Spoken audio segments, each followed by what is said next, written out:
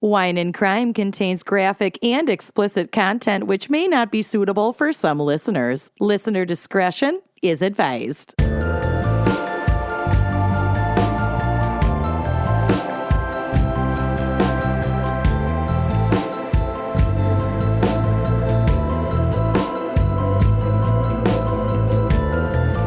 You are listening to Wine and Crime, the podcast where three friends chug wine, chat true crime, and unleash their worst Minnesotan accents. Oh, yeah. Yeah. Yeah. Yeah.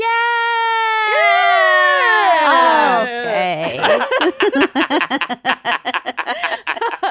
I'm Kenyon. Woo. I'm Lucy. Woo! I'm Amanda. Woo! And as of today, my cousin Audrey gave birth to a giant 9-pound plus baby. Giant. Absolute She a behemoth. whopper. I would not Congratulations. carve that baby at a bar. It's massive. Full teeth. That She doesn't baby have is teeth. a toddler. She walked out. Yeah. Walked out of the canal. How's your cousin doing?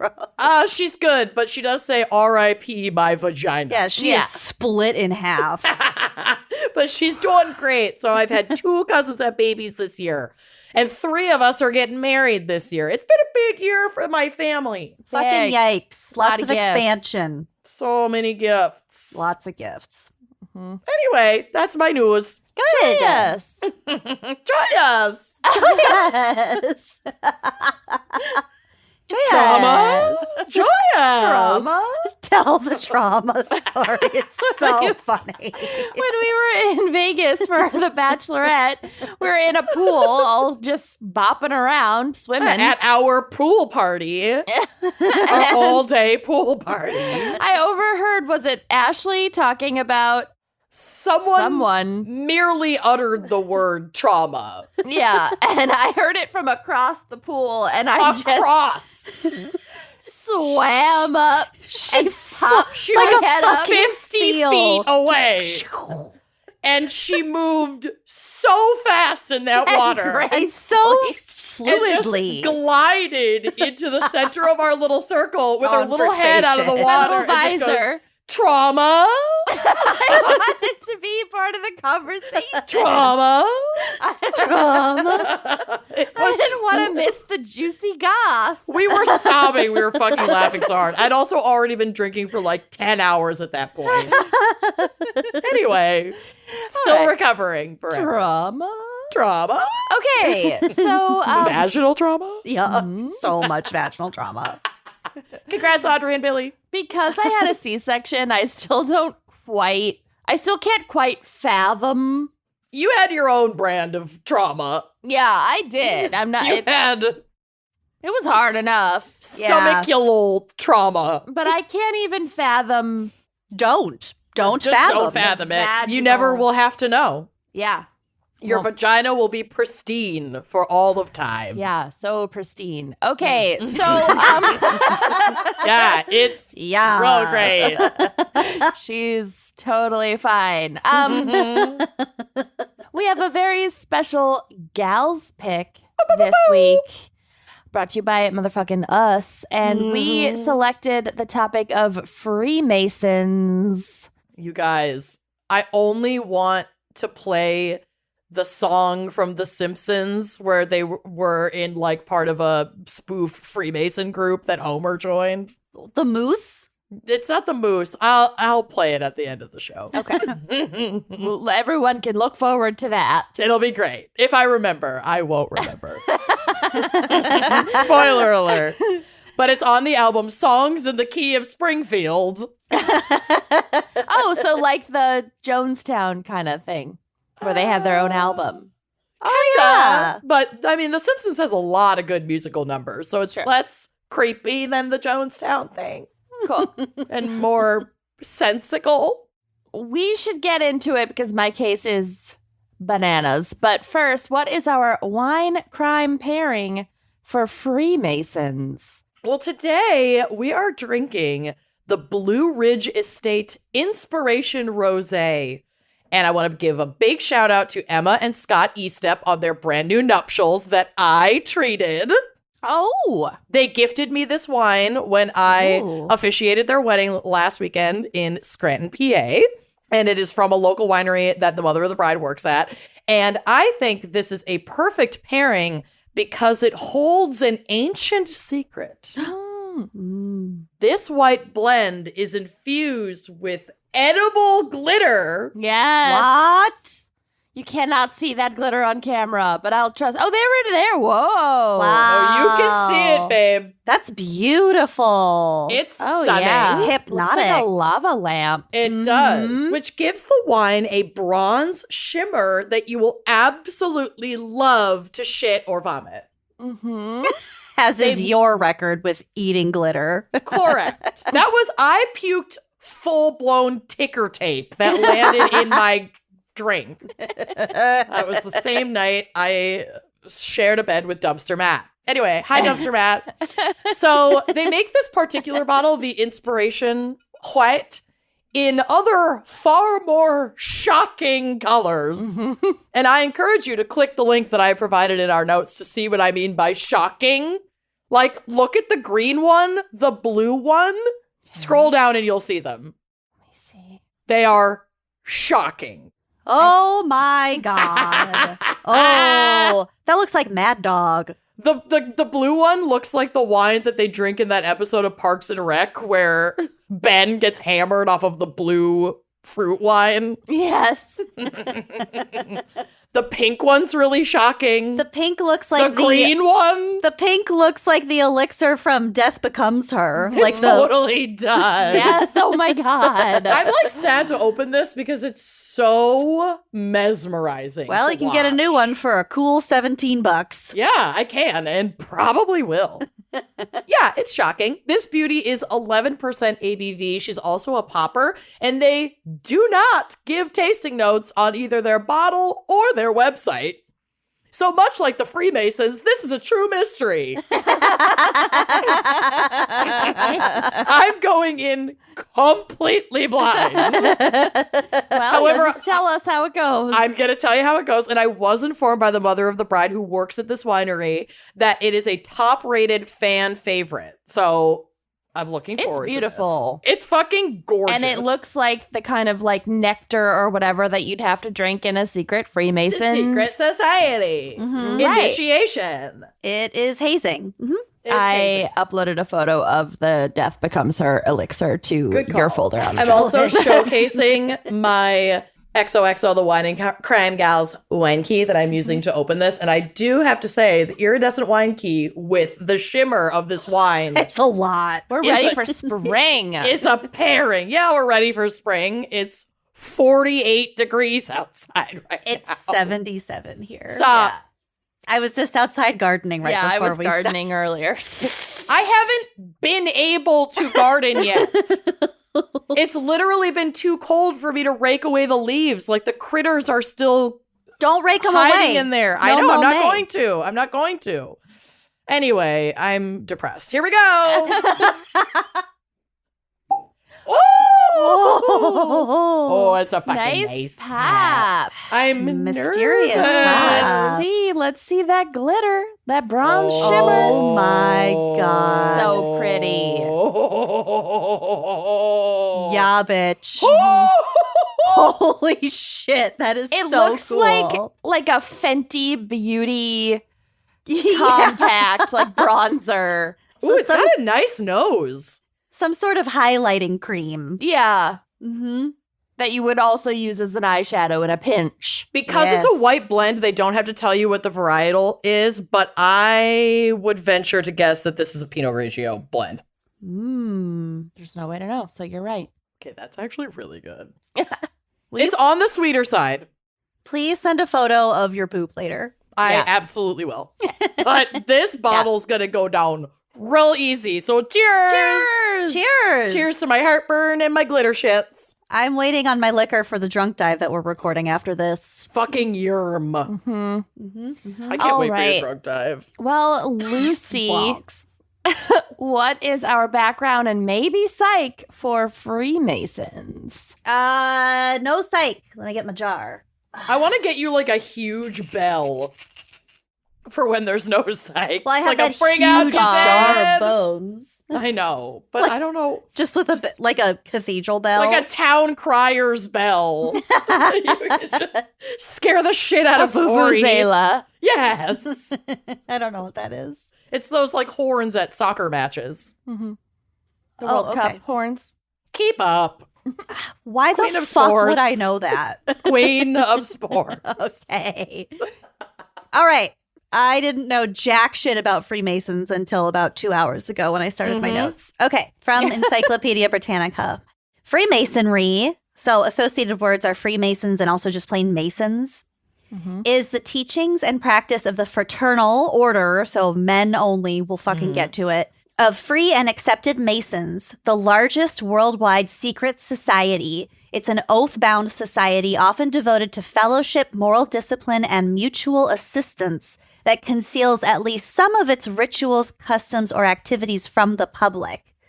So a fun side note here, secret societies do not necessarily conceal their membership or existence. They just conceal what happens What they behind do. closed Side. doors. In the original guild, there were 3 stages. You had the apprentice, the fellow craft, and the master masons.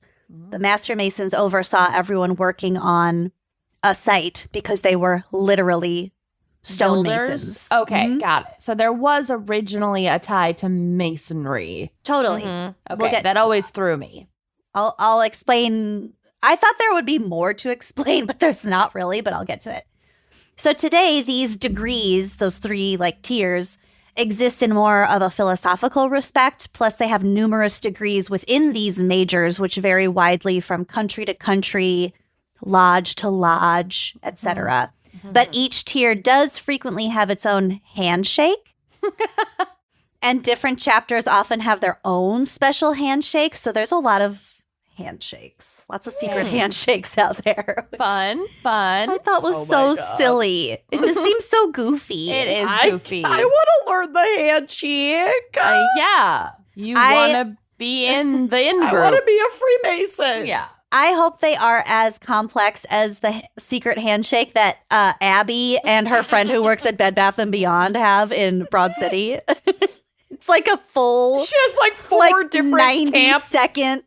handshakes with different employees at Bed Bath & Beyond because she shops there so much. They're Rip really Bed Bath and long. Beyond. I know. R.I.P. They're fine. Whatever.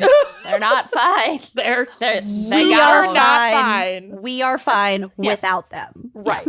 But they are the opposite of fine. No, who cares? That's whatever. They sunk themselves with those coupons, honestly. Coupons were the only thing they did right, I think. Anyway, we'll have a Bed Bath and Beyond it's episode. cool. Yeah, we'll do a whole episode on BB. Want to know how I diners, drive-ins, cheated and the dives. coupon system one Oh time? my God. What? Are you the reason? Probably. Are you Bed Bath & Beyond's 13th reason? So it's a 20% off one item coupon, you know? And Yes. it says in the fine print, you cannot apply that coupon to Dyson products. You bitch. So I found the youngest employee working there and had Yep. them check me out. Yeah. So they I didn't bought know. my Dyson. I got like a lot off of my Dyson vacuum because they didn't know that it wasn't qualified on the coupon. That's smart. That's smart. Oh my God. You gotta You find the sunk like their 19-year-old battleship. boy who just doesn't care. Yep. Yep, Yep. that's exactly what I did. God bless them. Okay, Freemasons. Their origins date back to the 13th century stonemasons and cathedral builders that regulated the qualifications of the highly skilled masons and their interactions with authorities and clients. Okay. Like within the social structure of that time, the stonemasons were like their own. Right. Well, they had like consistent, high level, and fairly well paid work for their entire life because it took Yeah. 100 years to build a cathedral. And they were, it was such a niche like thing to be skilled in, and you had to be really fucking skilled at it. Yeah. And the Middle Ages, cathedrals fucking everywhere. Everywhere. Like, it was their Every town heyday. had one. Yeah. Yeah.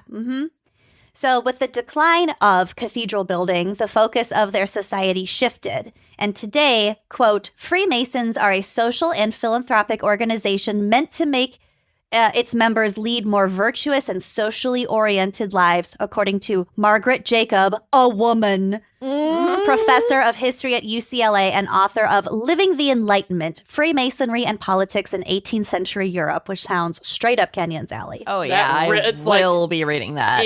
Does she have a show on Acorn TV? I Because love the 18th century. Kenny wants know. to subscribe. We know. Needs me some more 18th century. There's not enough out there.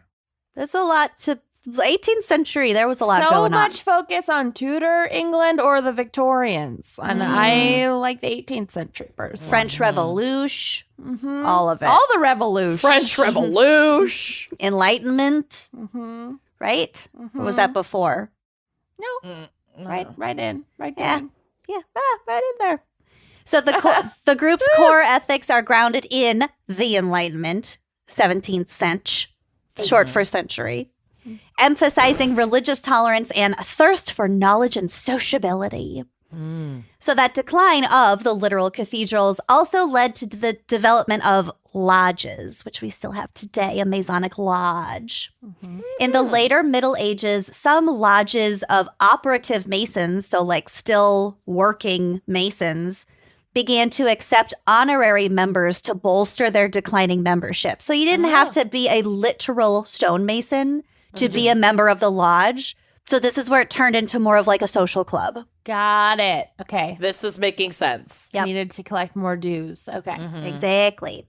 From a few of these lodges developed modern symbolic or speculative Freemasonry, which particularly in the 17th and 18th centuries adopted the rites and trappings of ancient religious orders and of chivalric brotherhood. So that's where like a lot of their extra bullshit came from. Okay. Robes and the Rituals oaths. and that stuff. The necklaces, the top hats. We'll get to all the top fun hats. parts. The handshakes, the rings, shit like that. In 1717, 18th century, the first Grand Lodge, an association of lodges, so a bunch of lodges came together and formed their Grand Lodge in England. So that was the first like Grand Lodge. That was sort of where the lodge structure sort of really came about. Okay. Spread by the advance of the British Empire, Freemasonry remains popular in the British Isles and in other countries originally within the empire. Estimates of the worldwide membership of Freemasonry in the early 21st century, so this is worldwide, ranged from about 2 million to more than 6 million. Lots of Freemasons in the world. However, in the U.S. in recent years, membership has dropped roughly 75%, from a high of more than 4.1 million in 1959. I also associate Freemasonry with like the 50s and boomers. big and time. shit Oh, like yeah. that. Anyone's prominent grandpa. My grandpa. Yeah. My grandpa Arthur had like a fez cap for like Well, whatever that's a weird. Shriner. I know We'll he was get a Shriner. to the fucking but- Shriners. Yeah. Okay. I But, like, love a Shriner. those like little adult son man frats were such a Yes. thing. There were Yeah. social groups, totally. Yeah. The Yeah. women had their stitching Bridge bitch, clubs. and we have the Shriners. Yeah. Those goddamn Shriners. Take down the goddamn Frida sign, you lazy sons of bitches. But also just like post-war, getting back into the industry. Right.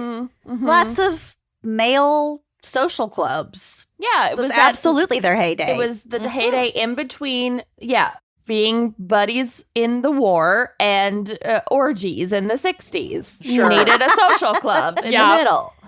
Yeah, to live out your 40s. Yeah. So in 1959, roughly 4.5% of all American men were members of the Freemasons, which is like Wow, that's a kind lot of of nuts. American men. 4.1 million. That's too many. Too many men in general. Never meet a man. Generally, Freemasonry in Latin countries has attracted those who question religious dogma or who oppose the clergy, whereas in Anglo-Saxon countries, the membership is drawn largely among white Protestants. So there is sort of like this appeal from people who kind of reject organized religion and that kind of hierarchy. Sure. It's a But little more. outside of the English-speaking parts. Yes.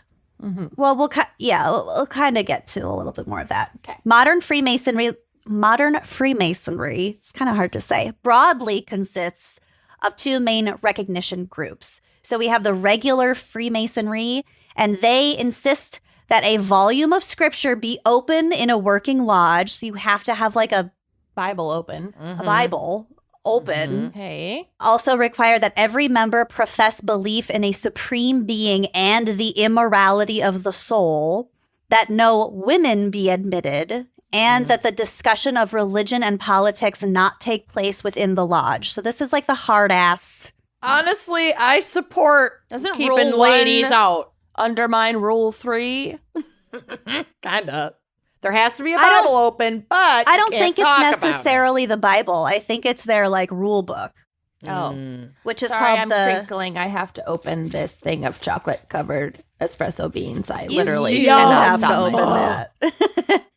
Fucking yum. So they do have like a guidebook, a main guidebook called, I think it's pronounced, it said 1723 Constitutions, which will kind of get to that. I think that's what they mean by their scripture. I don't know. I don't think it's necessarily a Bible because they're not technically associated with religion. And we'll get to more of that too. But anyway, the regular Freemasonry is kind of the hard ass route. Whereas Continental Freemasonry is a bit more chill. It consists of the jurisdictions that have removed some or all of those previous restrictions. Cool.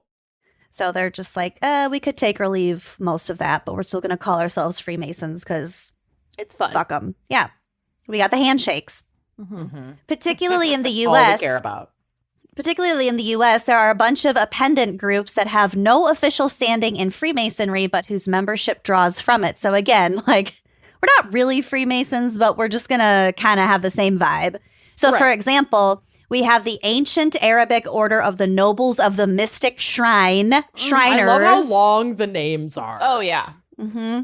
Big Yep. part of That's my favorite. It's The a lot of, longest, like, most cumbersome name is it. required. Memorization. So much memorization, which is why I could never thrive in one of these societies. It's the Right. exclusivity. And I just didn't get into like how they can take, okay, ancient Arabic order, mystic shrine. You're a bunch of white dudes in Iowa. What the fuck Oh, are yeah. you talking about? So It's nuts. a lot of it goes back to being inspired by the Knights Templar Yep. and how they participated in the Crusades. So there's a lot of like Jerusalem language. There's a lot of like, Arab lands language, It's all a that stuff. bizarre patchwork. It's a bizarre patchwork of like the Holy origins Grail. of Christianity. Yeah. Yeah. all that shit, all that medieval Crusades, Ancient aliens, shit. y'all. And it all kind of like, it's snowballed from the 13th century. So it just picked up a bunch of weird shit as it's evolved. over centuries. Yeah. And it So, yeah. doesn't really make sense. That's why when I A lot started of it doesn't make sense. when I started researching this, I was like, oh, I'm going to get into like all the details and figure out like what all this means. It's It too doesn't big. really mean anything. anything. It's too big and like and we're not in it. we're not in it, and people can like create offshoot like factions once they have been accepted into one of these societies. They Yeah. can like Or found not. their own or not, which my people were not. Yeah. Yeah, and they start their own lodge and then just make it up as they go. Uh-huh. There's too much. There's no way we could ever cover it. There could be like a 500-year long podcast only about Freemasonry, and we still wouldn't cover it. And all. it would still kind of be pointless because they're all different. They're not beholden to a single set like of code rules. of ethics or honors. Yeah, No. it's bizarre. It's At least the it's so Rotary loose. Club has like a clear mission. Okay, the Rotary Club. God bless the Rotary Club. The VFW. Oh, I love the VFW. I love a VFW. Mm-hmm. Okay, quick side note. When I was in Galena, Illinois last So fall, cute. I love Galena. We were at the VFW right on that like main street. It is Duh. so clean. The bartender was so nice. Mm-hmm. There were like not slot machines, like the gamblers in the back. So that's where Corey posted up the whole time. There Hell was yeah. Wheel of Fortune on the TV.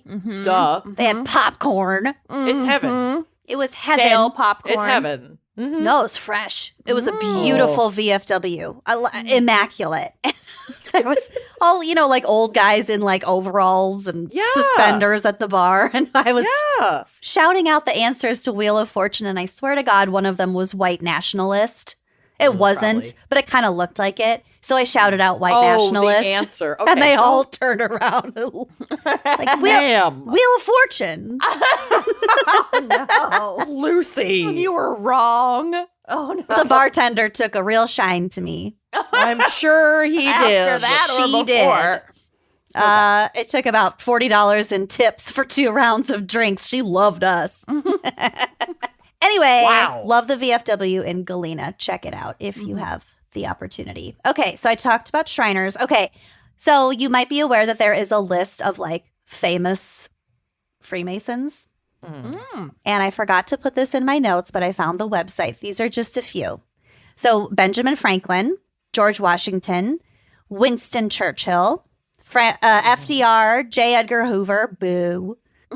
Amanda, Voltaire was a Freemason, No way. which makes perfect sense because he was such a major figure in the Enlightenment. Correct. Mozart was a Freemason. Mark Twain. And my favorite, also Jesse Jackson, Steve Wozniak, and my favorite, Michael Richards. Oh my God. Which one's Keith Michael Richards. Richards? The guy who played, what's his name? In Seinfeld? Kramer.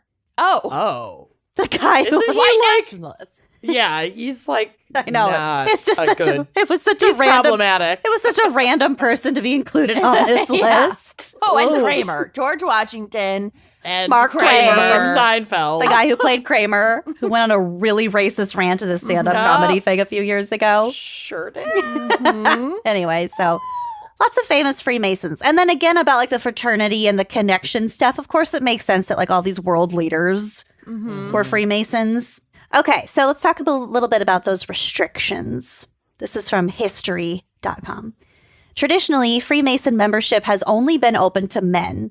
In the group's 1723 constitutions, which I mentioned as sort of a guidebook, women and atheists were excluded along with enslaved people. Well, I'm double out Right. Same. as a female atheist. Yeah, we're clear out. Yep. Now, Masons come from all walks of life as long as they can afford to pay the annual fees.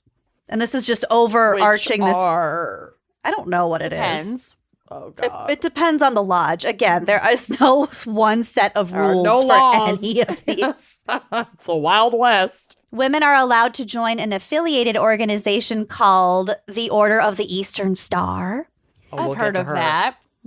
Boys, young men, may join the Order of de Molay or the Order of the Builders. And girls may join the Order of Job's Daughters or the Order of the Rainbow. Okay. Okay. While some lodges recognize more diverse membership, quote, Freemasonry is not as universal as it claims, since in many countries, women and atheists are still excluded. In the US and Europe, it can vary from city to city and lodge to lodge. Since there is no national organization in the US, many of the rules are left up to individual lodges to enforce, and this has led to some controversial rulings. Particularly in southern states, Freemasonry remains segregated. Several Grand Lodges still refuse to recognize Prince Hall Freemasonry, i.e. African American Masons. Wow. Cool. Yeah. So, Fucking great. You can't learn our handshake. Yeah. He-Man Woman Haters Club. Yeah. God. Okay, so let's get to the symbols. I have some symbols. There are so many. Which will be on the blog. Again, from History Channel. Freemasons have long communicated using visual symbols drawn from the tools of stonemasonry. So we have that, like, what the fuck's it called? A compass. We also have the all-seeing eye, or the eye of providence, which, while not designed by Masons, has been used by the group to represent the omniscience of God. Isn't that what's on the dollar bill? Mm-hmm. Yeah, there's a whole like Illuminati element to all of this Just shit. because a lot of those dudes who, for example, designed the dollar bill were Right. probably associated with the Freemasons. Yeah, it's not that like clandestine. kind of It's not that big of straight a line. secret. Yeah. It's a totally open secret, straight line. Yep. Everybody calm down. The Denver airport is not compromised. Although It's it a cool might airport, though. be. It's a sweet It's a very airport. cool airport. The most well-known Freemason symbol, which is the square and the compass, okay, that's what the compass, depicts a builder's square joined by a compass, and the G at the center remains subject to dispute. So some experts at the Massachusetts Institute of Technology, MIT, ever heard of it, for example, believe that the G in the symbol center represents geometry, which is obviously a critical field to the first Freemasons, while others believe it represents G for God, the quote-unquote grand architect of the universe. I like that it's G for geometry. gangsta. True. Okay. I like the geometry thing. It all goes back to math, and it is not, again, tied to a specific religion. Mm-hmm. The square and compass remains a popular symbol on Masonic rings. And then there's another lesser known Masonic symbol drawn from nature, and that is the beehive. So they say that Masons were originally working men who were supposed to be as busy as bees, and the beehive symbolizes the industriousness of the lodge Is that they why belong it's the to. Bay Hive because of the Illuminati? Oh my God, it also goes back. Definitely. Is she our Definitely. queen? Our Illuminati queen? Yeah, for sure. For sure. Love it. Despite one of the regular Freemason tenets being a belief in a supreme being and the organization having a lot of elements of Christianity, for example, morality, charity, etc., plus charges of prejudice against Jews, women, and people of color. Just like A Jesus would have cornerstone of wanted. Christianity. Yep. Just Freemason. like Jesus lived his life. Oh, wait. Yeah, a brown Jew Who was BFFs with women. with all the whores It's fine. and loved to destroy property. He's the first table flipper. Teresa Giudice got nothing on Jesus, y'all. Table flipper. It's in the Bible. He flipped Where a he- table. He flipped a table in like protest of some like at some fucking I don't know. I'm obviously not well versed in this, but it's a whole. I'll find it. It's a whole thing. He was at some restaurant. He pulled out a book. Was at a restaurant. No, 3 Christians out there are like, yes, she's right. I'm gonna Google it. Jesus flipping. I'll find it. Is our other most used phrase. Hang on, I'll find it.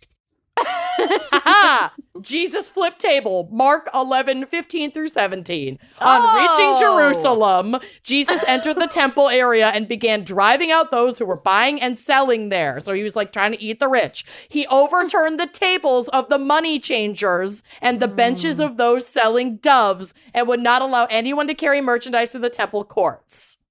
No Boom, doves. bitch. All right. Well, Wow. He fucked up that Jerusalem target. I guess that yeah. Lutheran education really paid off. Boom. Boom. People over property, babes. That was a tenet of Jesus Christ. He just really hated doves. Hated doves. Which, can you blame them? They're just expensive pigeons. Like, what are you trying to fucking prove? You're all squab in the end. maybe they couldn't break his 20 and he got pissed off. and just Yeah. flipped it. Probably. It might have been a little more than that, but Whatever. all I know is It made can the Bible. confirm, It made the table flipper. Bible. Made the Bible. Okay, despite This wine all is of that really shit, good. I can tell.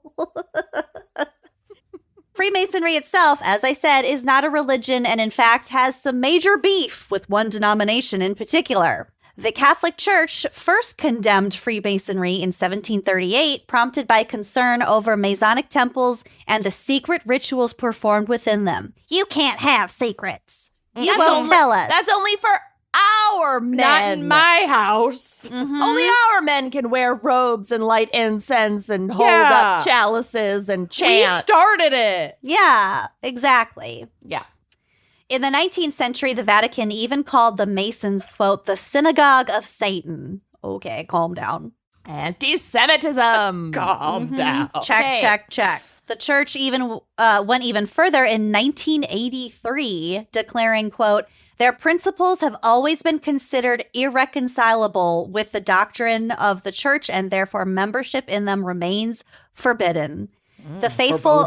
Verboten. The faithful who enroll in Masonic associations are in a state of grave sin and may not receive the Holy Communion. Oh, the Holy Cookie. Pick a side. You don't get the Fig Newton. They're so gross. Ugh, they're so dry. The Holy Newton. The Holy Wafer. The Catholic Church isn't the only group distrustful of the Freemasons.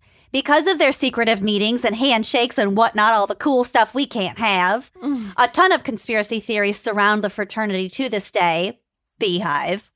In fact, the first third-party political party in the U.S. was called the Anti-Masonic Party, formed in 1828. That's why we have a third party. Well, maybe not. It was the original reason for the third party. In fairness, a lot of those early presidents were Masons. Yeah. And somebody got pissed. It wasn't fair.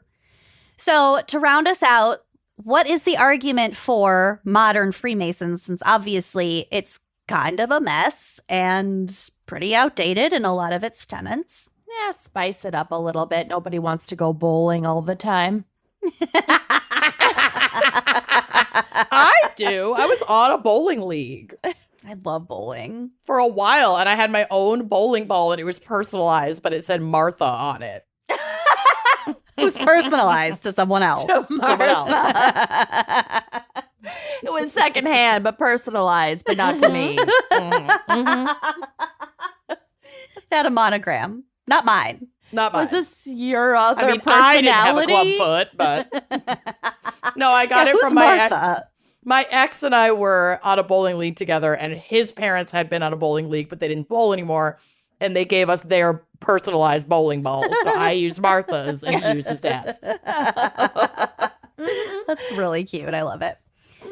Okay, from NPR, Freemasons argue that the reason to uphold the fraternity goes beyond maintaining historic traditions or belonging to something that once bore immense influence. It might not be a secret society full of presidents and powerful men pulling the strings of society from the shadows, but that's never been the point for these members. Instead, they join to establish friendships outside of work and vibe with a community that isn't divisive. You can tell this was written by a Freemason. That's what a Tell me you're Freemason a would say. Freemason without telling me you're a Freemason. At a time in which polarization and division within the U.S. are growing more intense, Freemasons say it's refreshing to spend time with people who aren't arguing. Okay. So again, it boils down to being a social club. They raise money for things. That's great.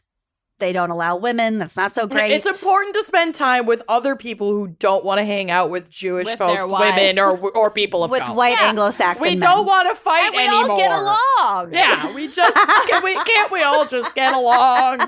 It's so crazy. It's the weirdest thing. We're so We're all like-minded. rich white old men, and we just never argue. We have no problems here. It's amazing. It's the magic of this fraternity. No one's nagging about human rights. Yeah, my bitch wife isn't telling me to take the garbage out. My bitch wife. Yeah. Jesus Christ. She can't even come in here legally. Okay. And I got kicked out of my swingers group. Okay. Ugh. Anyway, Freemasons. Cool. So that's Maseg, and let's take a quick recovery break. Hear a word from our sponsors. You're going to need it. My case is crazy. Oh, I'm not ready. May is Mental Health Awareness Month, and Talkspace, the leading virtual therapy provider, celebrates every effort you make to improve how you feel and how you live.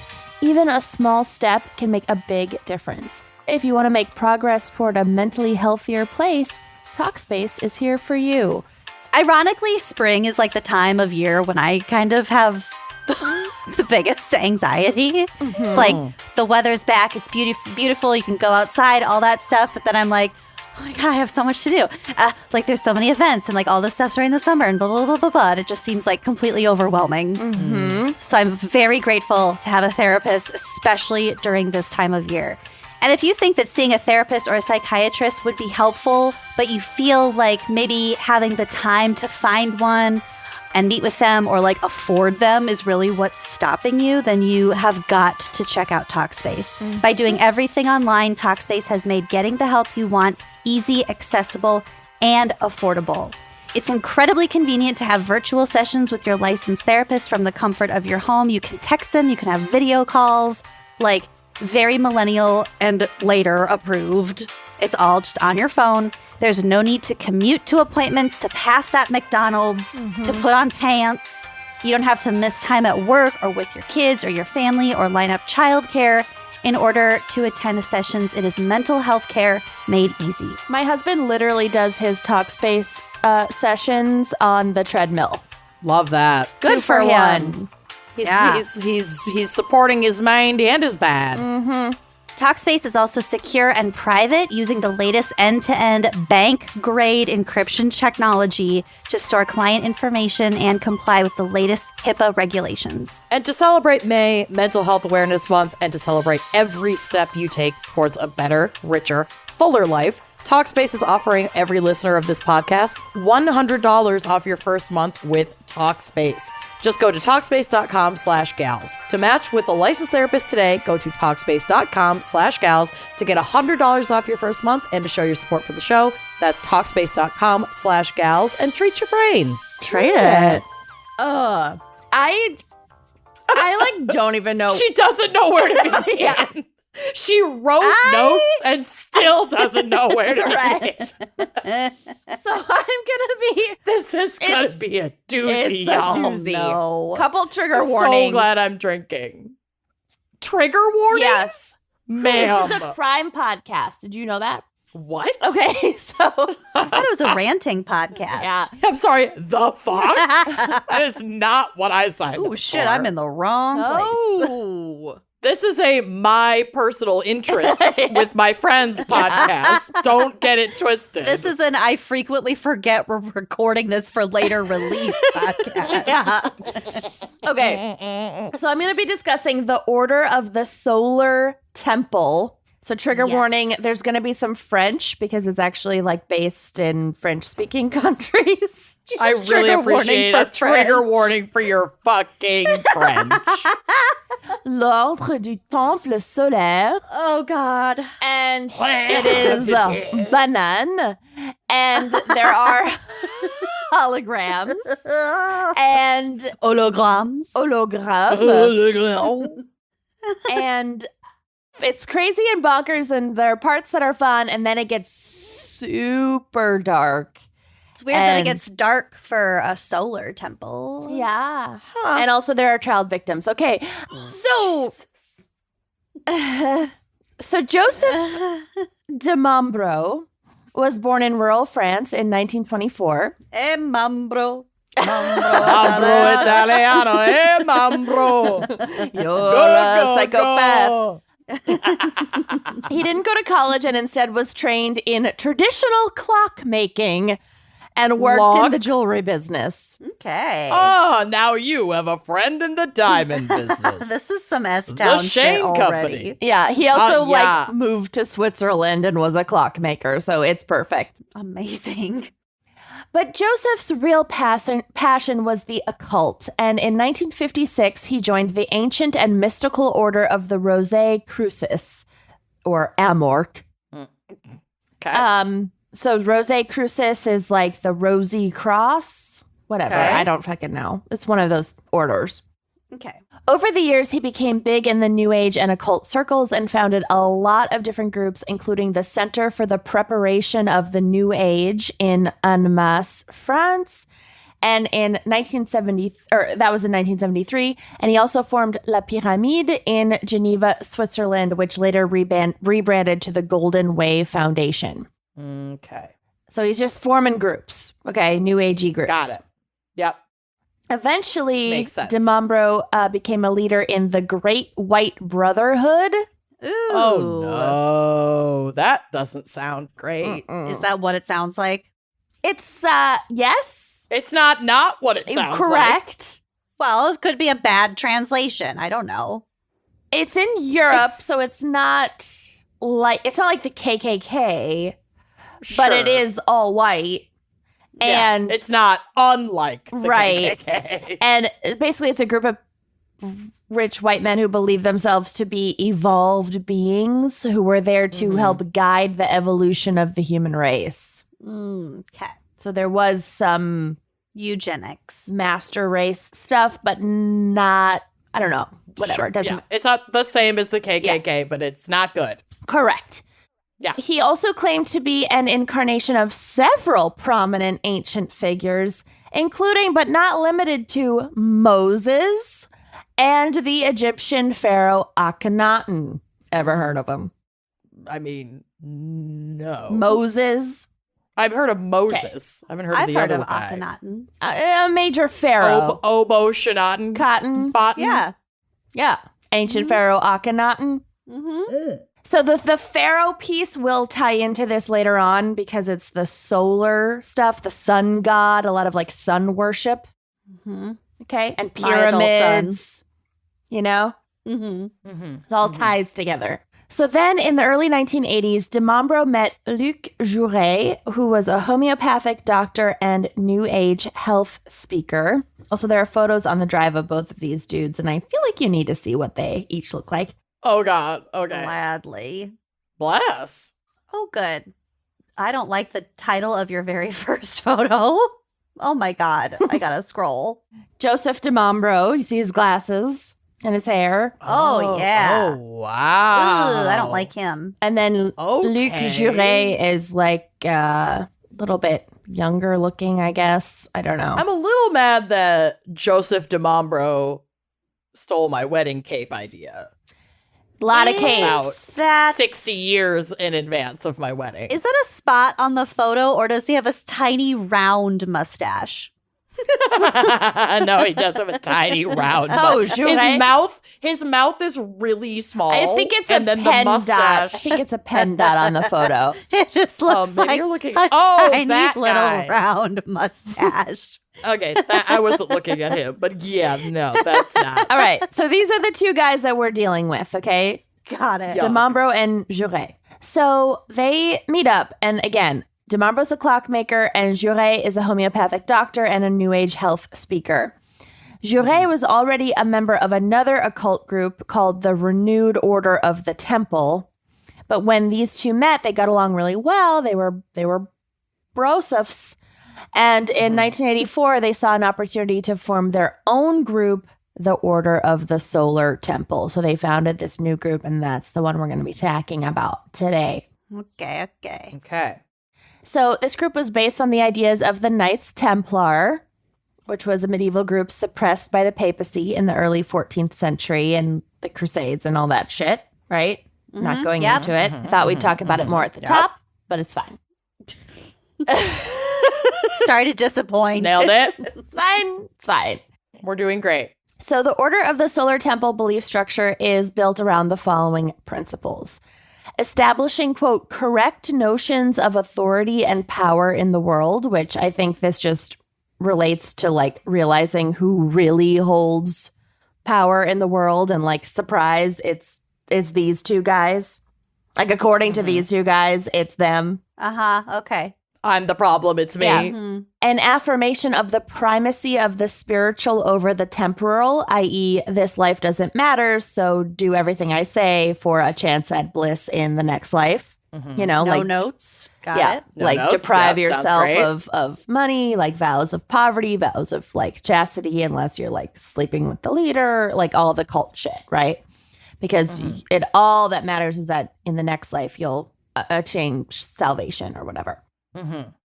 Assisting humanity through a, quote, great transition. And there's going to be a lot more about this, but basically, like, at first it was like, we're going to evolve the human race and we're going to become more evolved, higher plane spiritual beings. And then it was like, we're all going to die. So watch out for Kool-Aid and matching Nikes. Oh no. Oops. It was Flavor Aid, by the way. Right. Preparing for the second coming of Christ, who is also a solar god king. Cool. Okay. I want to be a solar god king. Lots of references to the sun and fire and burning. And De Montbro would say that like fire was his element, and so it would be like through fire that he would like leave this world and enter the next world, whatever. We'll get to the fire. And the unification of all Christian churches and Islam, but no mention of Jews, Hindus, Shinto, or anyone else. Yeah. Still keeping the Jews out, but we're going to unite with Islam. Okay. So again, kind of back to the Crusades. So de Mombro focused on conducting the rituals of the group, and a lot of these were held in a garage that they converted into a sacred temple, and I'm going to need you to look at those pics. Oh, golly. It's very red. The interior? Oh, Lord. That pic? Temple interior. Very gaudy. Yikes. Very gaudy. I That's- love the drop ceiling, though. That's like a Swiss garage with like a drop ceiling, missing tiles, and like white folding chairs, and then just like a giant red floor and a pentagram with like a pedestal in the Are middle. those candles? Lots of candles. Ugh. Yeah. Okay. A man lives here. Men think it's okay Definitely. to live like this. To just have one folding chair and a TV and then a And a fuck ton bright of red candles. floor. Yeah, red floor, red Pentagram on the walls, floor. missing tiles on their ceiling. Yes, a man designed Yep. this. Yep. Hands down. Well, Jure would travel, give speeches, and recruit new members. He was the more like public facing, and then de Mombro was the like inner facing. Jure was primarily interested in attracting wealthy and upper class members, and the cult reportedly had several affluent European members, including millionaire businessmen, police, allegedly even politicians. Like they weren't huge in terms of numbers, but they got like some prominent people to be involved because they were pitching this like exclusive membership thing of like, we're these evolved superior beings and you're you know, you're one of us. And then they would always be like, oh, you know, I've gotten this message from the beyond and you're the reincarnation of Joseph of Arimathea or whatever, and like, you know, you get to level up to this color robe right away, and everyone else, it Luck. takes them years to get to this color robe. Okay. You know, and then people would be like, oh my God, I'm special, I'm amazing, and then they'd be hooked. Got it. 'Kay. All right. So, recruiting, brainwashing, and controlling every aspect of the lives of the well-heeled is a lucrative game. One ex-member, quote, Rosemarie Klaus, said that she and her hubby were burned for about $500,000 in an organic farm scheme near Trois-Rivières, and others lost millions. What year? 80s, Wow. 1980s and 90s. Yikes. That's a lot.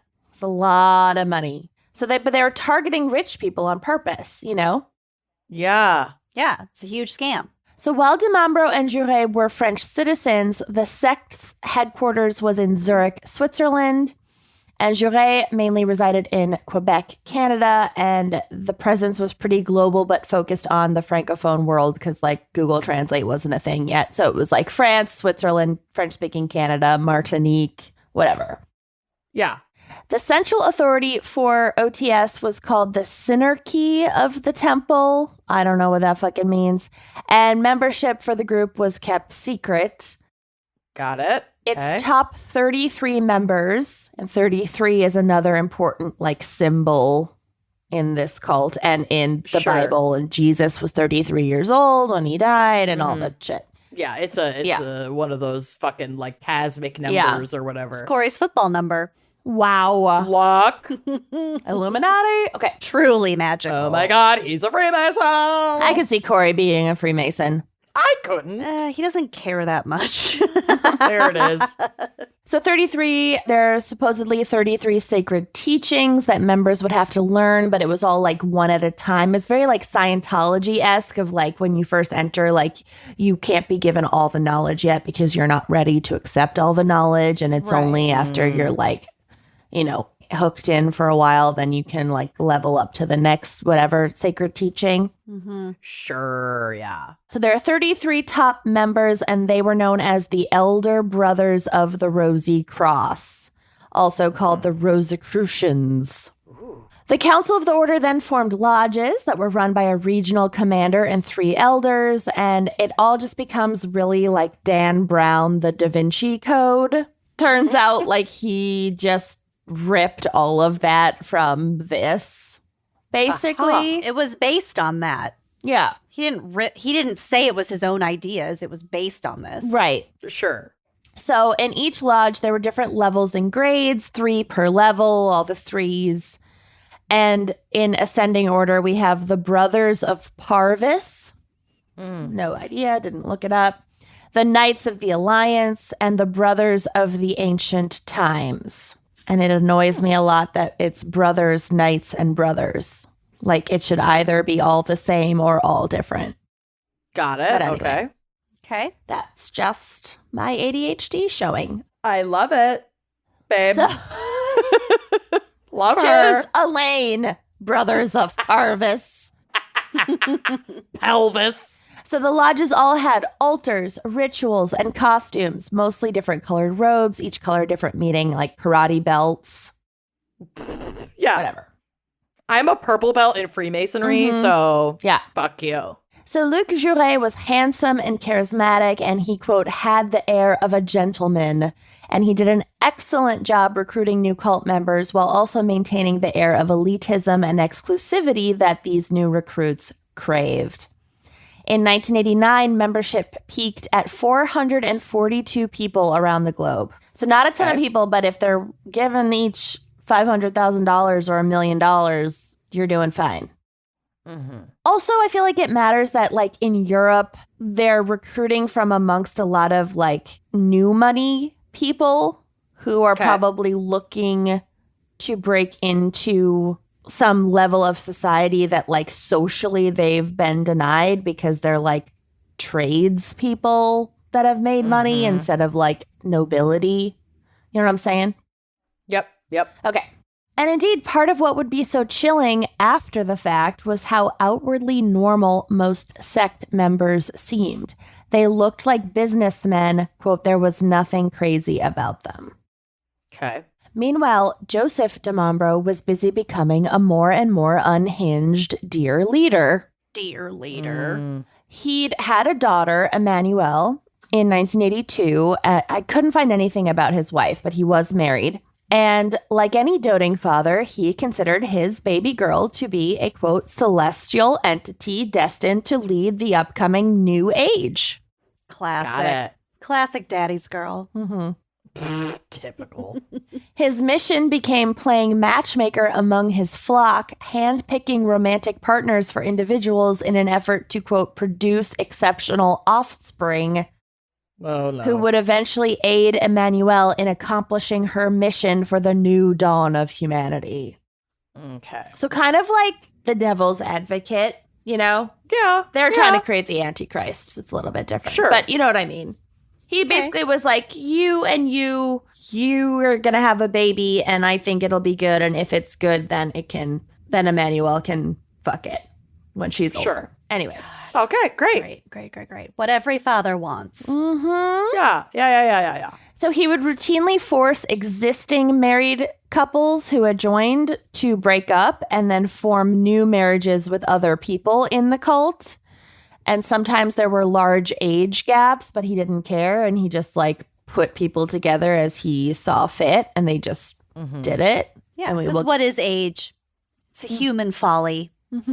Right. Yeah, he can see past it. So things were booming in cult land in the 1980s, but then in the early 1990s, they went rapidly downhill. So we've talked about de Mombro's daughter, Emmanuel, the celestial entity, but he also had an older son, Eli, who became skeptical about his father's so-called visions. Eli realized that the divine messages that his father attributed to the Great White Brotherhood masters and that were witnessed by multiple order members and like used as his justification. It basically he would have like seances and be like, they're telling me that you two need to get married and you two need to give more in donations and you need to whatever. And it's not me saying this, it's the Great White Brotherhood Masters telling me this from on high. This is so twisted. All of this was fabricated using special effects and holograms. So he was like a, like tapping under the table and like a fog machine and like all that shit. Spiritualism. Special effects guy. Yeah. Mm-hmm. And his son found out about it. So disgusted, Eli chose to reveal his father's fraud to the rest of the group, and that provoked several members to quit and then sue the order for fraud. Okay. And then even those who chose to remain, who were more devout, they too began to grumble after this about their living conditions, and they noticed like the inequity between their imposed poverty, like they all took like vows of poverty, whatever, like they're the fucking Knights Templar, and then the growing wealth of Demambro and Jure and the other leaders, and they're like, wait, something's up. Something's off. And they weren't quite like deprogrammed yet. They're still in it, but they're starting to be like, well, how come they don't have to take a vow of poverty? Sure. Yeah. So financial contributions begin to dry up. So shit is starting to crack. Hitting the fan. And then even more shit hit the fan. Cool. So Luc Jure gets arrested in Canada for trying to buy guns, which was the final nail in the coffin for his reputation in Quebec. So I always want guns. well, yep. Yup. So before this, they were also, quote, suspected of bombing Hydro-Quebec transmission towers and plotting to obliterate indigenous reserves. Whoa. They had their hands in a lot of pots. Yeah, thanks, guys. The eugenics thing. The white guy thing. Jure had also been leading hard into the like classic like cult leader sexual coercion, like I'm the next Christ, so therefore I get to fuck whoever I want. Natch. Game.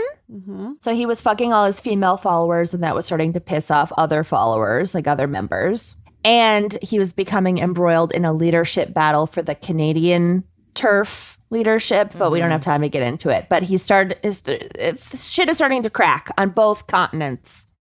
And following the rift with his son, Joseph Demambro was diagnosed with cancer. And it was going to be fatal. Like he had like however many months left to live. And like any sane person, he decided that if he has to die, he might as well take all of his followers with him. Well, sure. You don't want to be lonely in the afterlife. Flavor Aid. Here we go. Flavor Aid. So the Order's apocalyptic vision starts to ramp up.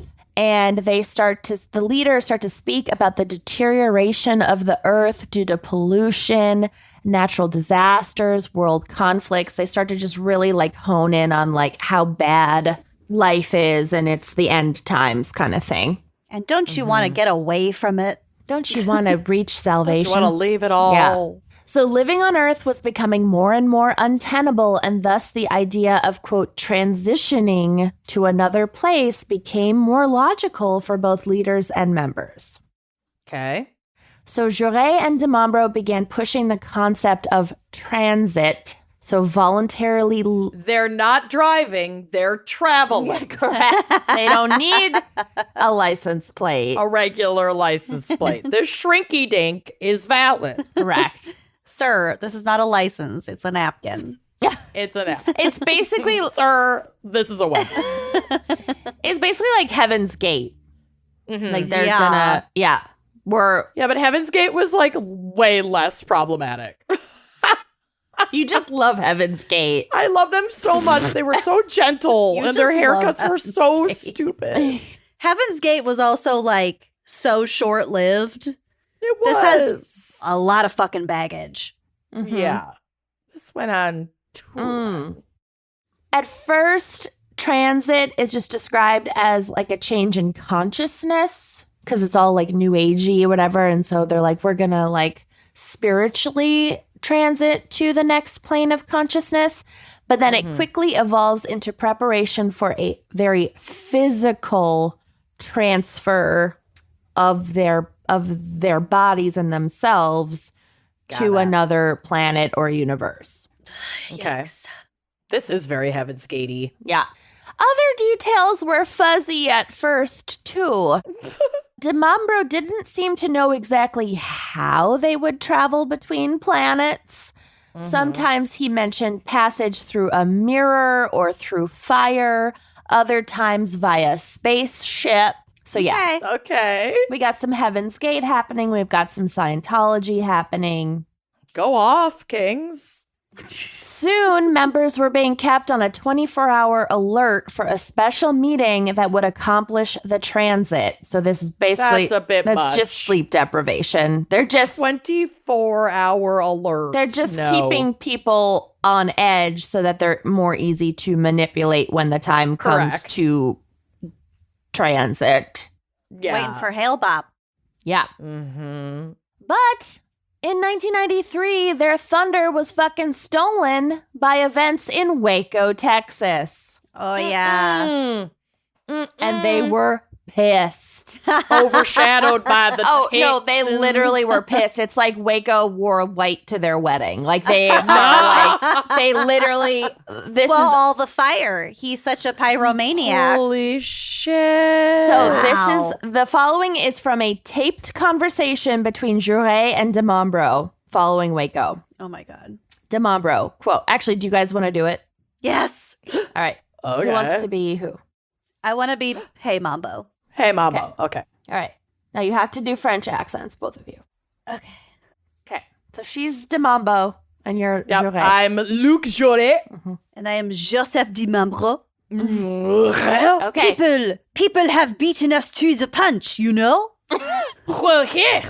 Waco beat us to the punch. Zut alors. Sacre bleu.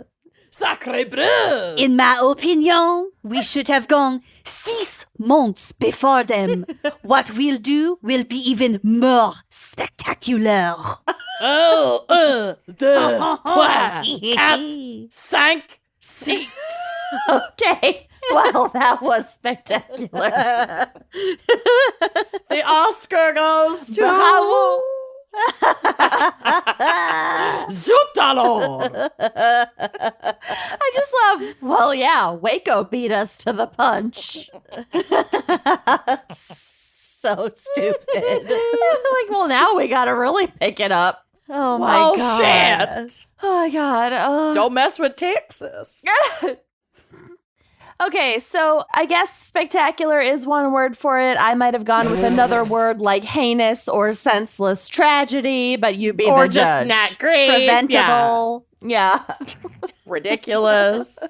You know. On October 4th, 1994, Demambro kicked off the first transit with an act of barbarity so gruesome it made headlines around the world. Oh, no. That was just the kickoff. Yes.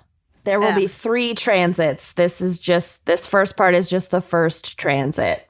Oh, And no. it's real bad. Great.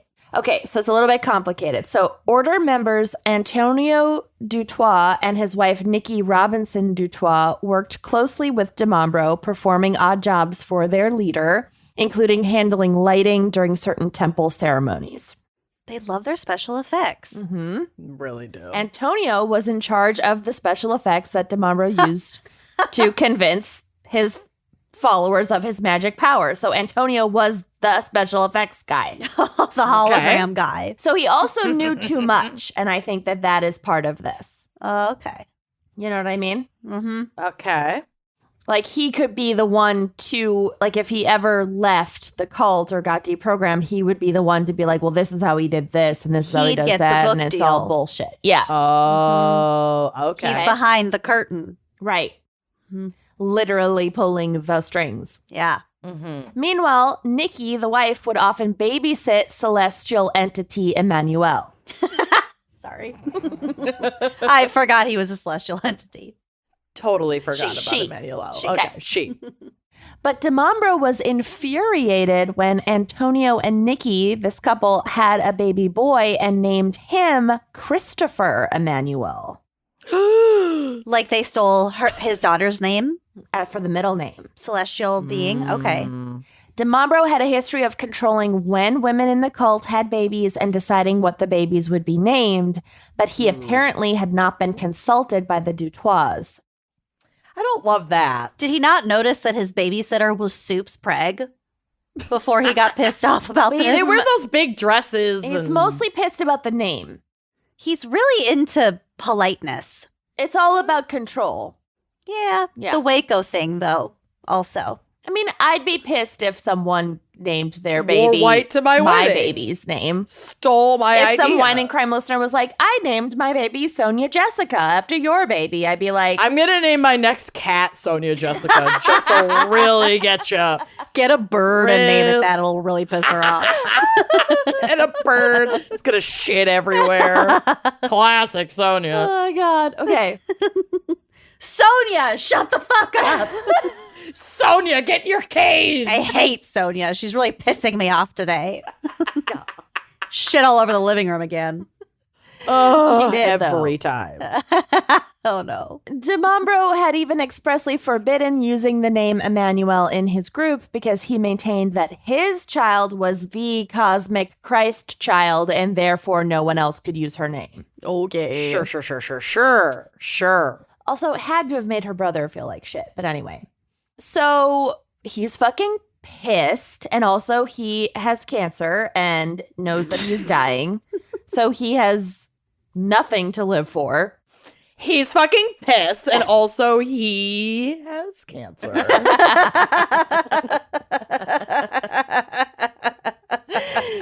So there's that. So he focuses all of his rage on this couple and their baby, and he decides that this 3-month-old baby is the Antichrist. Oh, no. Oh, yeah. Oh, sure. For sure. Yeah. And so he orders 2 of his followers to kill the entire Dutois family. Oh, no. Yeah. And so it's a little bit confusing because DeMambro was mostly in Switzerland and this family is in Canada, but he bounces around.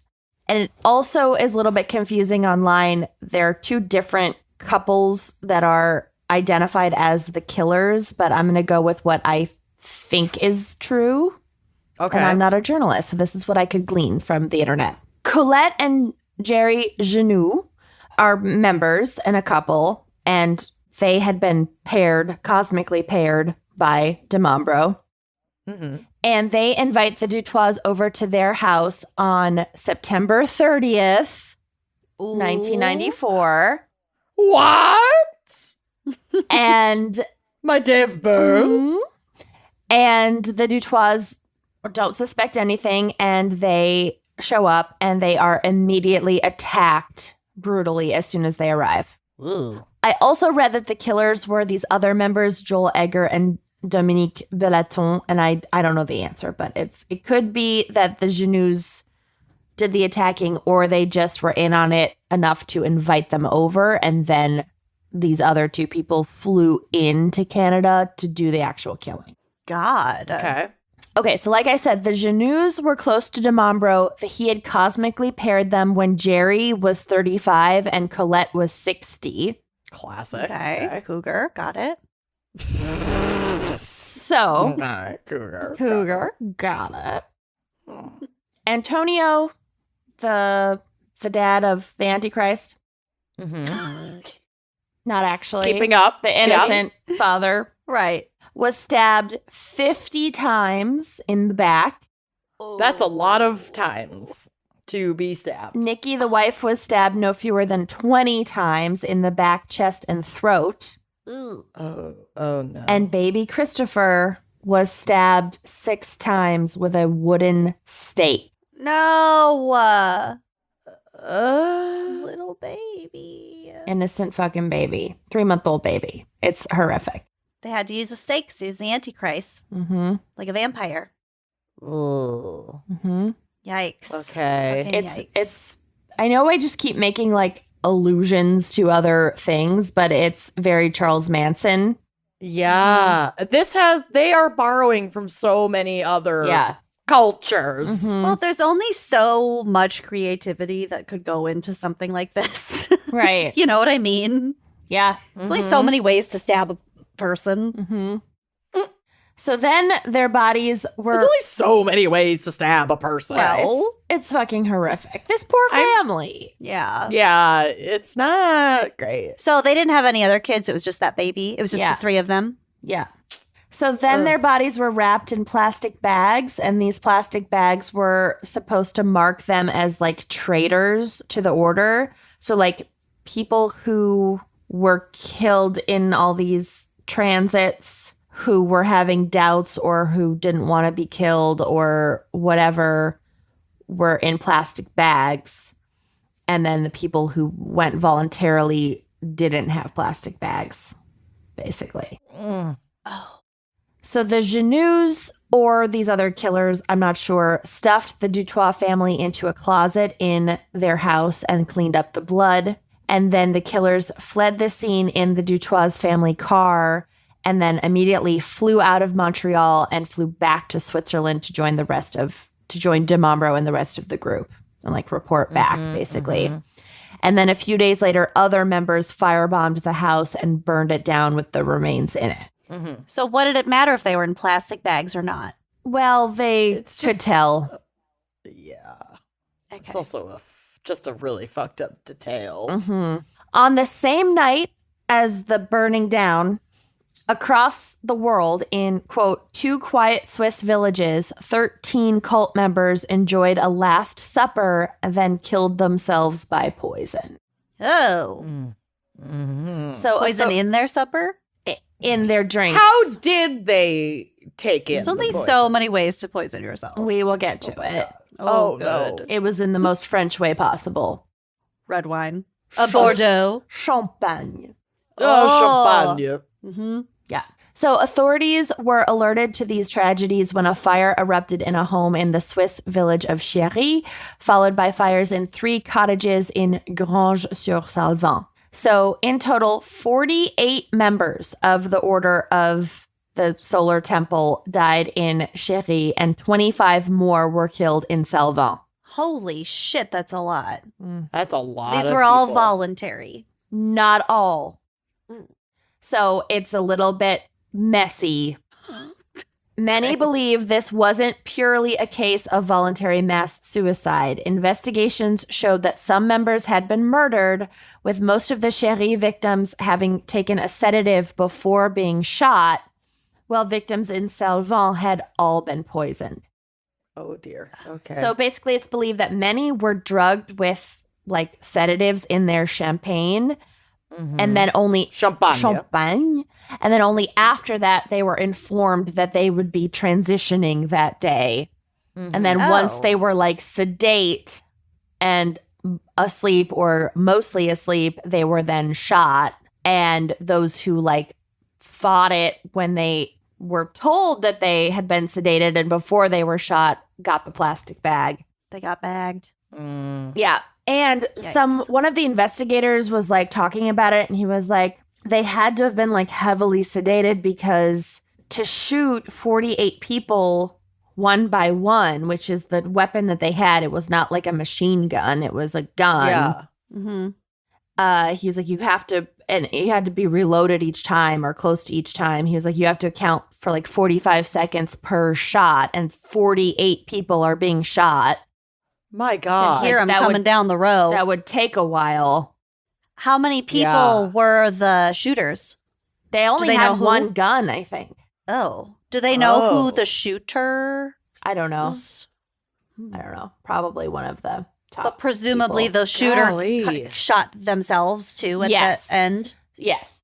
Okay. So order writings about the event that survive indicate that while many were excited to be transitioning, some didn't want to die, and they had to be, quote, helped along in their transition.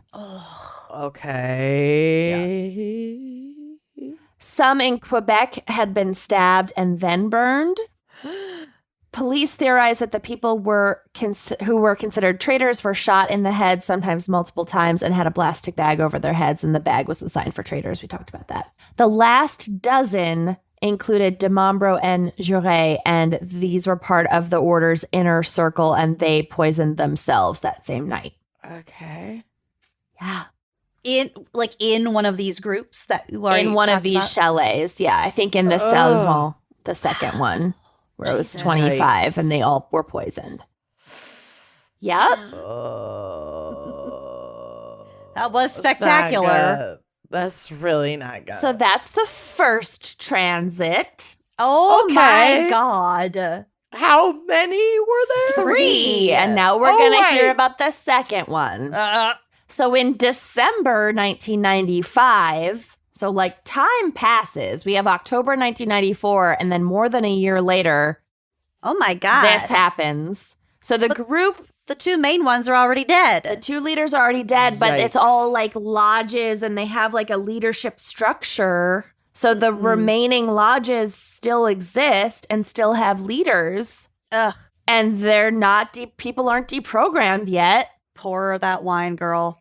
So on the night of December 15th to 16th, 1995, 16 more people, including 3 children, were killed in Vercors, France. Investigations revealed that 14 of these victims had ingested sedatives and were shot twice, while the other 2, probably the last 2, sprayed their own bodies with an accelerant and set themselves on fire. Oh my Holy God. shit. Holy shit. No one said that the transition needed to be so violent. Well- they're obsessed with the fire. Obsessed with the fire. That came from DeMombro. Christ. Damn, mom, bro. Fucking You're a huge asshole. Damn, mom, bro. literally cool it, Demombro. And then finally, on March 22nd, 1997, Oh my God.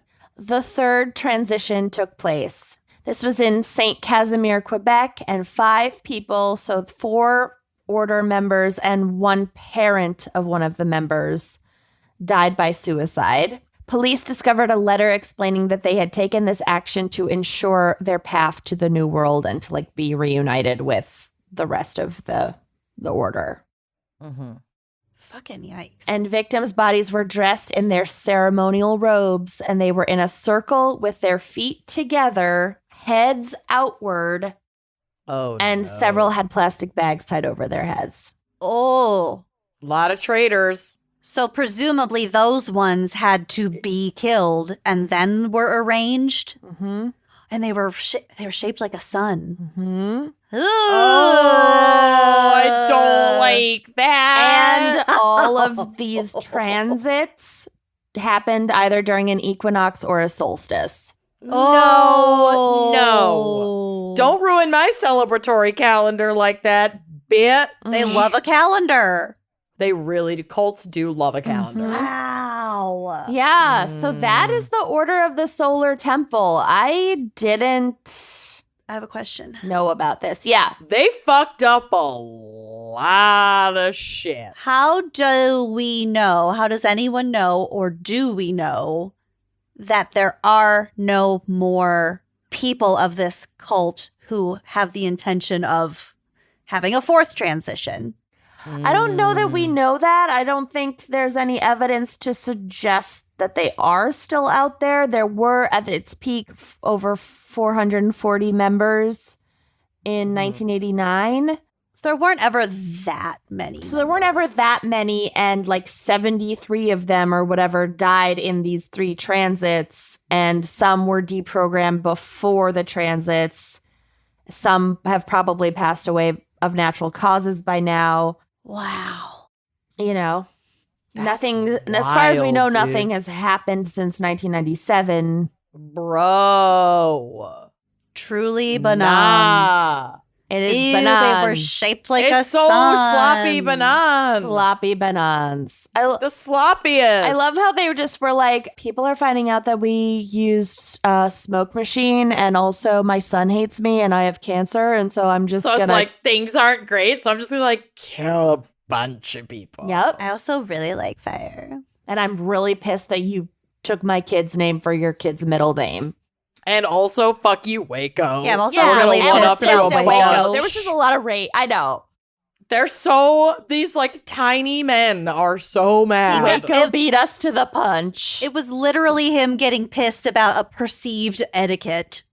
slight Cult etiquette. Mm-hmm. And so I do you see can't. the pictures on the drive of like the burned out chalets and like yeah, it's not great. And Oh then my there's God. a photo of DeMambro in like a gold shimmery cape with that's what I'm Emmanuel saying. at an He's- altar. People being mad that they stole your baby name and like stole your Waco idea, but like I'm mad that you stole my cape. That's like basically my bridal cape. It's a beautiful cape, though. Mm-hmm. Mm-hmm. I'm pissed. I think enough time has passed that you can wear that cape.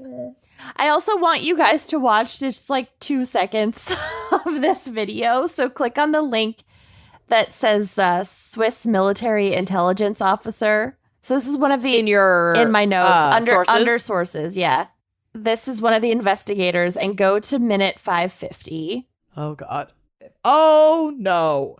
Why are they all so dumpy? This is just a group of the dumpiest looking people. Just listen to this man. I just think No. he's so jaunty. This man. I will follow him. There's the investigators. The letters implied suicide. God. The hypothesis of a suicide. Suicide. He's just the most Swiss man of all time. Totally. I just had to share that. So anyway, Okay. Jesus Christ. Bill has that suit. Oh my God. so that's the order of the solar temple. Thanks, I hate it. Wow. I really hate it. I But you did a great job. Thank you. hadn't heard of it. I I hadn't heard of it either. And for And that a lot of reason, I people kind of died. loved it. Yeah. That Well was done. fascinating. Good job. Also, for the record, the Order of the Solar Temple and the Knights Templar are but one sect of the Freemasons. If I'd covered yeah. them, I would have had to cover 1,000 others. I get it. Oh no, I know.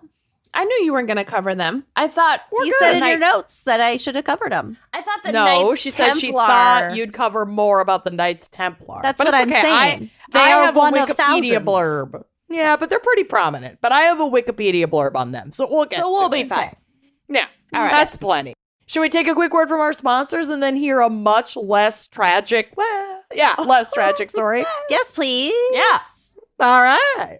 Get the star treatment with your own personal stylist. How fabulous.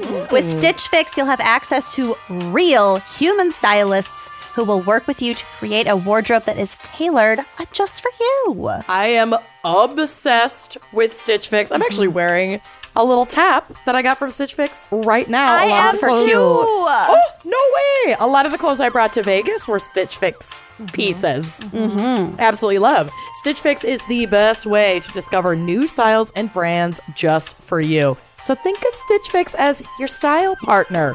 Your stylist learns about your tastes and collaborates with you on looks that you'll love. One of my favorite things to do when I'm like in the bathtub is just log into Stitch Fix and like heart things that I like. Just, give my stylist a little, put this in my box for little next month, nudge. please. Love you. All you have to do is answer a few questions about where you typically like to shop, what you like to wear, what your price range is, and with your choices in mind and a wide range of sizes available from extra small to 3XL, they'll find your perfect fit. They have sent me so many pairs of jeans. I started wearing denim again because of Stitch Fix. Same. Yeah. And they really They send me listen jeans to that you. fit. Yeah. Like I told my stylist, hey, I had a baby, now I'm breastfeeding, so the girls are larger than they used to be. And they totally listened. They sent me styles that all work. Yeah, they're amazing. And they've got you covered with over 1,000 brands and styles, so they're guaranteed to find something that you're gonna like. You try your pieces at home before you buy, and you just keep what you love and then send back the rest. They give you a prepaid bag to send everything back in. It could not be easier. Plus, shipping, returns, and exchanges are always free, and there is no subscription required. You can simply order a refresh as needed or set it and forget it with regular seasonal fixes. That's what I do. I love that. It's like Christmas several times a year. You're in control. Either way, crush it. You got this. Right now, Stitch Fix is offering our listeners $20 off their first fix at stitchfix.com/gals, GALS. That's stitchfix.com/gals for $20 off today. stitchfix.com/gals and treat your wardrobe. Treat it. Are you ready for my case? I'm tired from Kenyans. Well, this is going to lift you right back up. Give me a jolt. Give me wings. I will give you wings. Also, this has gotten me drunk. It did its job. Its glittery job. We're doing a drunk dive after this. So I don't apologize. Here we go. A minister, an aide to then California Attorney General Kamala Harris, Never and heard an of her. Emmy winner walk into a bar. What? Oh, I mean into a jail. My bad. 36-year-old Brandon Keel, his father-in-law, 46-year-old David Henry, and 56-year-old Reverend Tonette Hayes were arrested in 2014 on multiple misdemeanor counts of impersonating police, perjury, and misuse of government identification. And being eerily 1 decade apart in age. Victimless Oh, crimes. yeah. Like all three of them. I don't like that. We got 36, we got 46, we got 56. The rule of 3. Maybe they are like divine. Illuminati. They are celestial beings. They are. This ragtag trio may not have attended police academy, but they were part of a centuries-old secret society within the Masonic Temple. Quote, according to a 2014 story in the LA Watts Times, Henry and Keel were members of Sir Briley's Knights of Luxor, Knights Templars, Grand Lodge, AASR. Too Okay. many fucking words. There are Not too enough many words? sects. Too many words. Give me more words. Give me more sects. There's Sir this. Briley's Knights of Luxor, Knights, Templars, Templars, Grand Lodge. Lodge, AASR. Why is there a huge ASMR. name and then an acronym? Why is Stupid. Knights listed twice? Again, brothers, Because knights, knights. Briley's Knights of Luxor and Knights Templars are two different things. Right. I think. I don't know. Okay. The Masonic Fraternal Police Department claims to be a 3,000-year-old law enforcement group descended from the Knights Templar. Right. God. Connected with over 5,000 lodges nationwide that recognize their authority and claimed to have jurisdiction in 33 states as well as Mexico. 33. And I, too, was curious about what the fuck Knights Templar was, so I scampered over to Wikipedia, and 2 sentences on that says, the Knights Templar is a fraternal order affiliated with Freemasonry, unlike initial degrees conferred in a regular Masonic lodge, which in most regular Masonic jurisdictions only require a belief in a supreme being, regardless of religious affiliation. The Knights Templar is one of several additional Masonic orders in which membership is open only to Freemasons who profess a belief in Christianity. Great. So it's a very specific Christian Freemason subgroup with a lot of rules, but we won't go there. The regular ones. They're the hard ass ones. So the Masonic Fraternal Police Department, the MFPD, The non-cops. the non-cops, they had a website which is now defunct, which I'm really sad about because I bet it was fucking awesome. The graphics. Oh, I'm sure. It was like the Heaven's Gate website. I was gonna say, it's like, it had to have been like Heaven's Gate website, but more a flashy. dark background. Yeah. There was probably a lot of gold, and we'll get to the An gold. eagle. Yeah. Something flashing. Exactly. Spinning. Oh, a song An orb automatically plays when slowly you get to their spinning. homepage. Really? Their top Yeah. 8 must have been amazing. Their top 8. Tom. They somehow got Tom out of their top 8 and replaced it with Jesus. So their now defunct website stated, quote, Grand Masters around the various states are facing serious safety concerns for their jurisdictions and their family members. When asked, what is the difference between the Masonic Fraternal Police Department and other police departments? The answer is simple for us. We were here first. 3,000 We are years ago. 3,000 fucking years ago. We have a secret handshake. Exactly. And really cool uniforms. We'll get to it. We are born into this organization. Our bloodlines go deeper than an application, like for the police force. Got it. This is more than a job. It is an obligation. So their uniforms, they had police officer costume regalia, like to make them look like actual cops. But their more celebratory Masonic fraternal police department, MFPD, outfits were sick as fuck. So like their dress whites or whatever. Oh, they're fucking dripping. Okay. The drip was so strong. Okay. Their uniforms were so much cooler than cops that if I was pulled over by one of these folks, I'd be like, here's all of my money. I would submit. I comply. Where do I apply? Wow. Is this he this does photo? have a top hat. There's a photo. Yup. And Like like a silk top hat. Like, what do you Yep. call So if you that head to the drive/blog, necklace thing that he's got? I will describe this sick fit in detail. The sick fit. The gentleman you see adorned in a top hat, aviators, a fitted suit with gold and maroon cuffs embroidered in also gold, traditional Masonic symbols. And fringe. A lot of fringe. A Freemason chain collar depicting traditional Masonic symbols as well. a priestly little collar thing. So priestly. And holding a judicial gravel is David Henry. And this is a fit that, like, Lil Jon would wear. I like his pocket square. It's one of the fancy ones with 4 points. He honestly looks fucking fresh. Yeah. I Like, might this man have looks to get amazing. this ensemble for Zach for his PhD graduation. I honestly think that makes perfect sense. And I think he will wear it well. Also, like, I can tell this man smells really good. Oh, yeah. You know it. You know it. So his name is David Henry, or the Supreme Sovereign Grandmaster David Henry X. Yes. Or 10. Either 10 or X. It wasn't explained. Liquid 4. Liquid 4. Liquid 4. Yellow 5.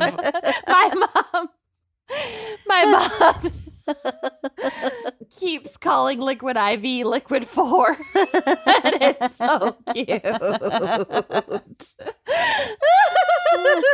Fucking Roman numerals. I forgot about Liquid 4. Oh, honey. She's called me twice during this recording. Yeah. And I have reminded her that we are not recording 1, but 2 episodes today. And she needs to just text me if she needs something. And she has not responded to that text message. So that's fine. Hi, Momar.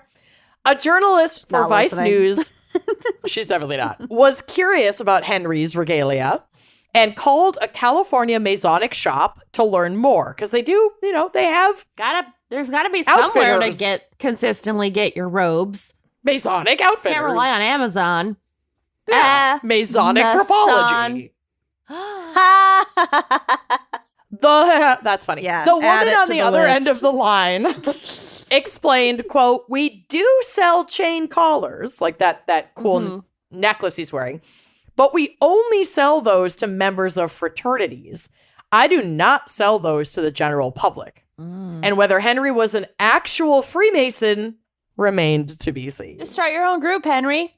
I mean, No problem. Be like, oh, much. great, I started my own. Now sell it to me. What thousands it. have done before you. With Yeah. Yeah, reckless abandon. pretty much. Doesn't mean anything. Reverend Hayes represents the ladies, claiming to be a member of the Lady Jewel of the Nile Grand Chapter Luck. and the Order of the Eastern Stars. The Order is a women-only affiliate of the Masons, but Shirley Broadnax, the Grand Secretary of the Golden State Eastern Stars, was skeptical that the Lady Jewel was even a legitimate group at all. Why start gave- there? Why start there? Shirley gave an absolutely flawless soundbite saying, quote, I know just about everything from coast to coast, and I ain't never heard of that. To which I say, you tell them, Shirley. Yeah, she's like, Lady Jewel I of call- the Nile Grand Chapter? I don't think so. I Sounds call fishy. bullshit. I call bullshit. My name is Shirley. Don't call me Shirley. But the women's groups weren't the only ones trying to distance themselves from these three, and the only ones who staunchly denied the existence of any police order affiliated with the Freemasons.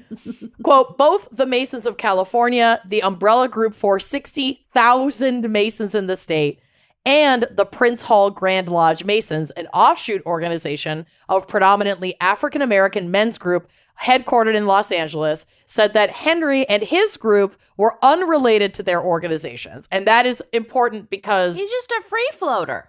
he's just a free floater. And this comment from this African-American Freemasons group is pertinent because the three that we're talking about today are Black. Okay. So they're like, not only are they not Freemasons in the like kind of what we know as old white man way, but also like the Black Freemasons of the United Also States are not and of claiming California them. specifically are like, they're not with us. Got it. We do not know who I they don't They are. know. are their own group. Somehow, I don't know her. this man ordered a sick fit from somewhere. His outfit is fucking amazing, doesn't and even also go here. he does not even. It just go reminds here. me of that shop in like Tonka Wood or whatever Yes! that like sold all the like school Why? And uniforms it's still open. and like the patches for like I the can't. letter Oh my jackets.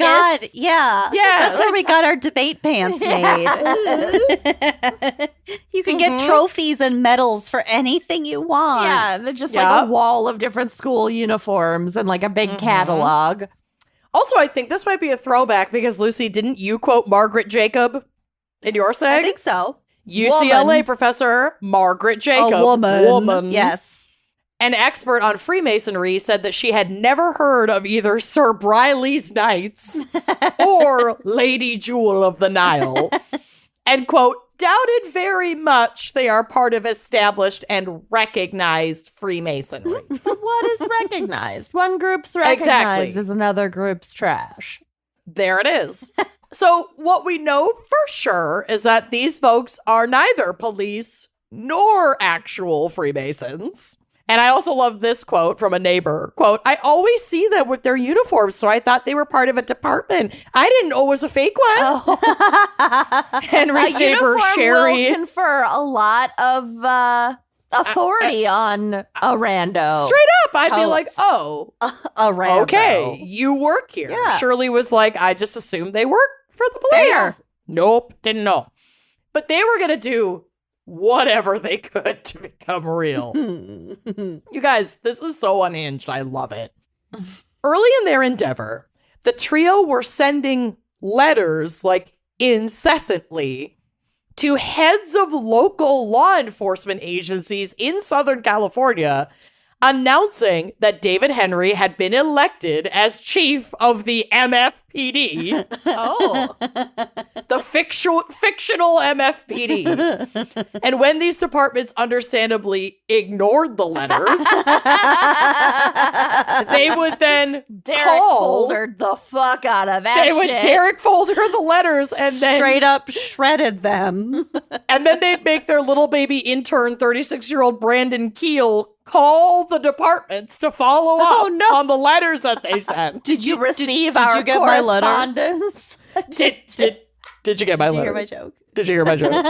Did you get it? So, sweet young Brandon would explain that he was the chief deputy director of the MFPD and wanted to meet with their higher-ups to figure out how the agencies could work together. This is a fast track to being a police chief is just make up your own police department.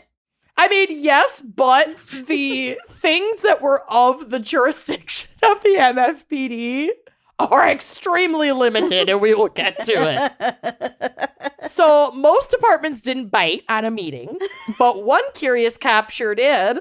Captain Roosevelt Johnson of the Santa Clarita Valley Sheriff's That Station. guy is definitely a Freemason in an actual lodge. Yep. Probably. His name is and he's Roosevelt. Roosevelt That's a first Johnson. name. Captain Yes. Roosevelt And he's Johnson. Roosevelt like, Johnson. I'm going to check this out.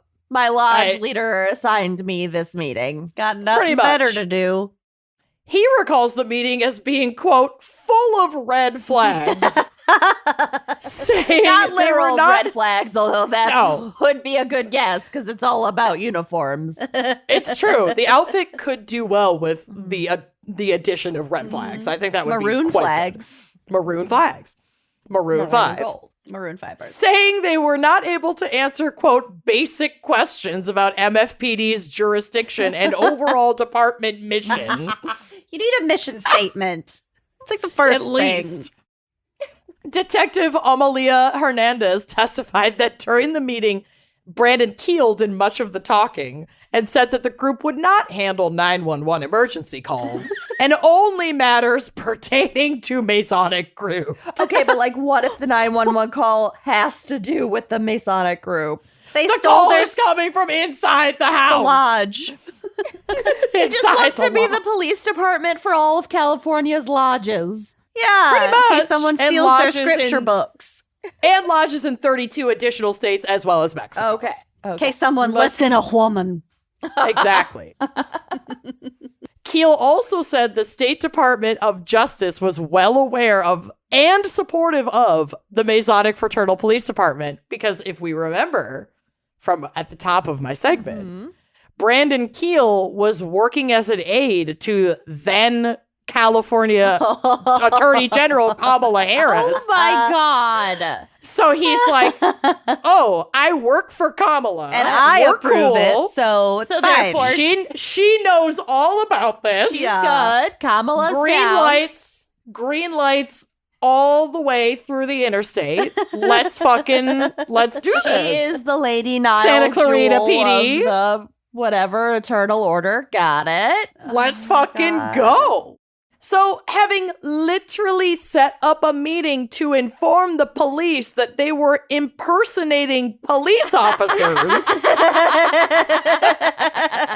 in their own fancy way. You guys, I can't believe it's real. It's so good. This was enough to carry out an investigation that included a raid on two of the trio's homes. And in those homes, they found badges. This was David Henry and Brandon Keel's houses were raided. And they found badges, ID cards, weapons, uniforms. Incredible outfits. Incredible outfits. Police, Sashes. quote unquote, police type vehicles, which like all that means is that They had like a Keel siren. had like a Ford Mustang with like a Dwight Schrute attachable siren. And other quote unquote law enforcement equipment. I have no idea what that is.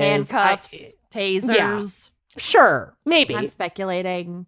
Yeah, but you're probably spot on. Like stuff that you could easily get. Ugly shoes. Yeah. Oh, the ugliest shoes. Not me thinking you were saying a glee shoe. And I was like, what is a glee shoe? Do I need one? Back up. Where do I What is the- buy one? The height of French fashion, ugly shoe. Sign me the fuck up. Ugly You guys, this shoe? wine is insane. Ugly shoe. Yeah, the wine's insane. I think the glitter is blocking your synapses. I love it. I'm going to join their wine Glitter's club. just How much sitting glitter is on in all my of your teeth? dopamine receptors. It really is. I Firing. feel so good. Quick, do a cartwheel. Shake them loose. I couldn't do that at the height of my Try it. athleticism when I was Try like it. 9. Athleticism. Try it? No. My mom tried to do a somersault when I was like 7 Ma'am, years did she old. break her back? Got her. What did she do? She just got hurt. My dad was telling me she used to be a cheerleader, which she was never a fucking cheerleader. He was There's making no fun way. of her, and then we peer pressured her into trying to do a somersault. Honey, no. pulled She's the all muscle. elbows and knees. I know. She's too Angular. Your flaily to mother do a is the somersault. most beautiful scarecrow that ever exists. She's like a stunning Met Gala scarecrow. Yeah. She's just gorgeous, She but could do a she's angular. somersault. No. Oh my god. Okay. I bet she could do a mean Okay. cartwheel. Okay. I bet she a round off. So this is a quote from Vice News. Quote, when the group's website was still up, it stated that the Masonic Fraternal Police Department was founded by the Knights Templar in 1100 BC. And was also BC. is wrong. Before Christ. Before Christ. We're an But order the dedicated Knights to Christianity. To Christ. Yeah. It's so good. It was also the oldest and most respected organization in the world. Obviously, those claims are hard to disprove. World's best coffee. World's best coffee. You did it. You made the world's best coffee. But then there was the part about the Masonic Fraternal Police Department having jurisdiction in 33 states and Mexico. It's a detail that can really capture the imagination of the news-reading public, evoking images of Henry, Hayes, and Keel patrolling drug war-ravaged Mexico in full Masonic gear, end quote. It'd be so hot. Oh my god. There's so It'd many be layers. Sweaty. Yeah.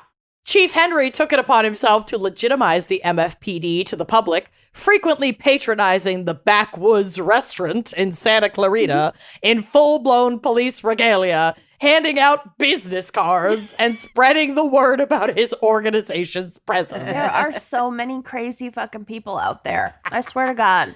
Yeah. I know, but I love them. Like, they're actually not hurting anyone. They're just a little loony, and I love them. I mean, they could eventually hurt someone. Oh, they could, but anyone they- could. I could eventually hurt someone. they- I have. Are they carrying weapons? Are they Not trying to like really. citizens arrest people? Not that I know of. The only reason jurisdiction is Masonic business. Masonic business, and literally the only reason they were even found out is because they wanted to work with the police. They requested a meeting. They requested so many meetings, and someone finally was followed like, up. you know what? I got time. Sure. Let's fucking You do know it. what? I need some overtime this month. Let's go. do it. Get Just this on the book. Straight up curious. Yes. I need Quote, to know what the fuck you're talking about. what is going on? Yes, I'll take this meeting.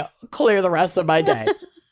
Quote, he was very big on saying, I'm the chief, a server from Backwoods Restaurant told Vice News. A server reported. He also loved to share photos he had of himself with Bill Clinton. And I tried to find these photos because they were referenced in this Vice News article, but then like the link to the picture was down, and it turns out they're all gone because they were hosted on Google Plus, which no longer exists. Oh, no. I fucking cried. Okay. So these pictures are just gone, but like can confirm he like went to some political dinner meet and greet Right. thing and got a Bill picture with Clinton Bill will Clinton. take a picture with anybody. Yeah. Right, and then was like, I'm the chief. Also, here's me and my bestie, Bill Clinton. I promise this is real. I'm the chief. I'm the chief. Right. Right. It's just like, here's my business No card. I questions. got 200 of them for free on Vistaprint. I hope you like it. So, why were they doing They this? were printed with like an inkjet printer. It's like almost out of Probably. ink. It's There's like cut yellow out. where there's not supposed to be yellow. Their printer won't work because red is missing, even though no one has used red for like 10 years. I'm the chief. Anyway. I'm the chief. I'm the chief. So we legitimately don't know why they Any were of this doing happened. this. Like, there isn't a criminal motive for this at all. They weren't scamming anyone. No. They weren't profiting. They weren't pulling people over. They weren't stealing. Like, most folks who impersonate officers Yeah. are doing it to get away with some other crime. Right. But that is not the He case just likes here. to It be is the chief. He likes to wear the regalia. He liked the outfit. Yeah. It's the opposite, in fact, because they were literally harassing police departments all over the state trying to join forces. I'm with Like, they're not Amanda. trying I to- love them. I love them so much. So, I mean, obviously that's not the best strategy for folks trying to impersonate officers to cover up some kind of crime ring. And absolutely nothing in this investigation returned like criminal or nefarious intent. Like the only criminal act was putting on the uniform and saying, I'm the chief at the bar down the street. Like that was it. And the case, as it approached trial in 2016, started to fall apart. And an absolutely shocking and tragic twist of fate, the Supreme Sovereign Grand Master David Henry X, or X, died mere hours after appearing in a San Fernando courtroom in April of 2016 of pulmonary embolism. Oh, They poisoned no. him. He knew too much. He was the chief. Maybe. He was the chief. He was indeed the chief. Yeah. And they had And to now take he is him the out. chief of the afterlife. Yeah. I mean, he was only 47. He transitioned. Powerful. He was too He powerful. transitioned. It's so sad. Earlier that same day, charges against Kamala's former aide, Brandon Keel, were dismissed entirely. He was too powerful. He was too powerful. They had to take him. He had to evolve to his next form. Wherever David Henry is Transited. now, I hope he just has a good top hat guy because he looks so fucking good I in a bet they top buried hat. him in his outfit. I hope so. He He earned at least that. wore that fucking suit. He wore the fuck out of that suit. So charges against Brandon Keel were dismissed entirely, and it sounds like Reverend Tonette's were also tossed out eventually. Like, I don't have the follow-up. I literally searched their names and like, where are they now? Yeah. I want to Couldn't know find anything. what Brandon Keel's career has been since working from Kamala and then all of this coming out. Yeah, he got put on administrative leave during the investigation and then was dismissed from her team. Oh, no. I don't know if he is currently in politics. I don't know, but he does not work for Kamala anymore. Tell you that. Well, now we know how Joe Biden got elected. Pretty much. It was Kale. According to the Los Angeles Times, David Henry's death all but closed the investigation into whether teaming up with his friends and family members dressing in police costume or even his Illuminati Grand Master Henry X costume and going around to local businesses claiming to be some kind of law enforcement officer constituted a crime at all. I would argue no, because his outfit was so specific. It wasn't like he So- looked like a cop. No. In that outfit, he didn't look like a cop, but they did have Badges and outfits stuff. that were more like Copish. your regular run-of-the-mill So cop this was the outfits. dress uniform. Yes, Yeah. these were his. This was his tux and tails, Got it. babe. This was for meeting Bill Clinton. Got it. It was his Clinton fit. This was his Clinton fit. His Clit fit. Ish. Whatever. Henry was vocal on YouTube in his belief that the entire investigation was an elaborate ruse to derail Kamala Harris's then Senate run. And who knows? Maybe it was. Fucking, I'm sure Kamala's like, what? What I the don't- fuck did Brandon do? I don't need nor want your support, but thank you so much. Let's go, Brandon. Whose hand did I shake? Yeah. And Brandon Keel's attorney, Gary Castleman, made a good point in court saying that police at any point during the group's consistent outreach to their departments, Follow-ups. quote, could have told Mr. Henry and Miss Hayes and Mr. Keel, listen, this is not a good idea. Someone might think you are impersonating a police officer.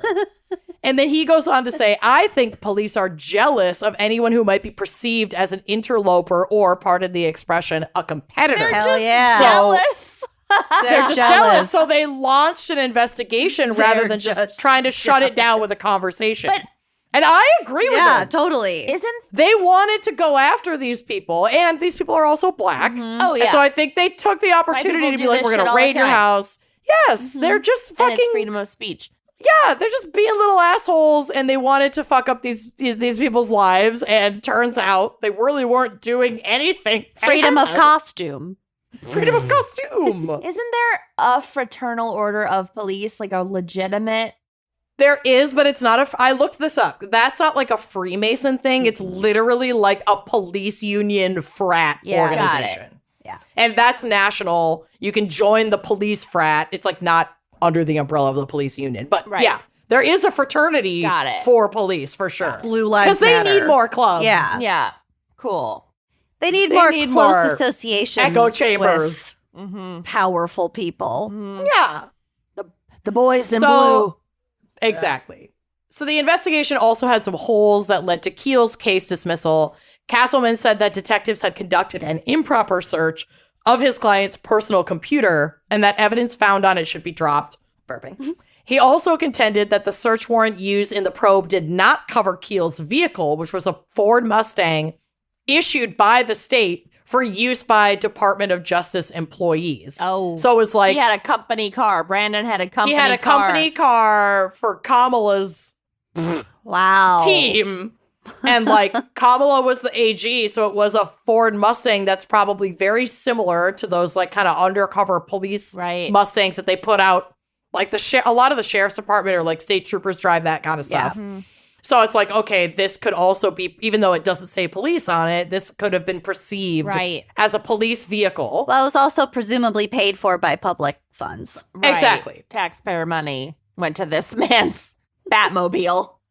But the lawyer is saying that they didn't have the right warrant to search his vehicle where the laptop was found because that he didn't own the car. This Department of Justice owned the car. Ooh, precisely. Got it. Precisely. And the laptop is where like basically Keel was the intern who like built the website for the police, for the fraternal police all department. The memos. Yeah, he had Keel. He had the like hard copies of I like have got to find this man. of like Mr. Henry's really cool outfit and like his mission statement. Like that stuff's on his laptop because, you know, Reverend Tonette and David Henry are not fucking running the website. That's for sure. So the attorney said that even if the search of Keel's Mustang was valid, law enforcement could not search the computer since it violated the Fourth Amendment. He said, quote, there was no consent to that search. They could have applied for a warrant, but they didn't do that. So at the end of the day, these folks, one is dead, sadly, and the other two are fine. Like their cases were dismissed. As for where Reverend Hayes and Brandon Keel are now, I don't know. I'm pretty like I said, sure Brandon Keel is a realtor. I love that for Brandon. Love that for Brandon. Beautiful website. I think this is him. I'll send a picture. I love it. Go, Brandon. I don't think they're working in law enforcement, which is probably for the best. But that's my case. I know it was a shorty, but I just loved them so much. So good. I'm sending BrandonKeelRealty.com to the chat. Yeah. Really nice website. I apologize if you're not the Brandon Keel, but you look like the Brandon Keel and you're in California. I mean. And you love a good How suit. many Brandon Keels could there be? Amazing. Does he have a top hat? Oh, I see it. Oh my God. Totally him. It's definitely him. It's totally him. God, I'm good. Good for him. He's a real. You are good. He's a realtor. Nice. Good for him. He's a realtor now. Anyway, that's my case. Good. Wow. God. Well, this was an exciting episode. Thanks to us. A roller coaster. For the topic suggestion. You're welcome, us. Thanks for listening, and we'll see you next week. Yeah. Bye-bye. Thanks for listening to Wine and Crime. Our cover art is by Kala Yip. Music by Phil Young and Corey Wendell. Editing by Jonathan Camp. Check out our website and blog at wineandcrimepodcast.com. You can also follow us on Facebook, Twitter, and Instagram at Wine and Crime Pod. If you have questions, answers, or recommendations to share, email us at wineandcrimepodcast@gmail.com. Episodes are available on Apple Podcasts, Stitcher, Google Play, basically wherever you get your favorite podcasts. And if you like the show, please rate, review, and subscribe on Apple Podcasts. It is the best way to spread the word. If you'd like to show your support, visit our Patreon page to keep this podcast and the wine flowing. Cheers!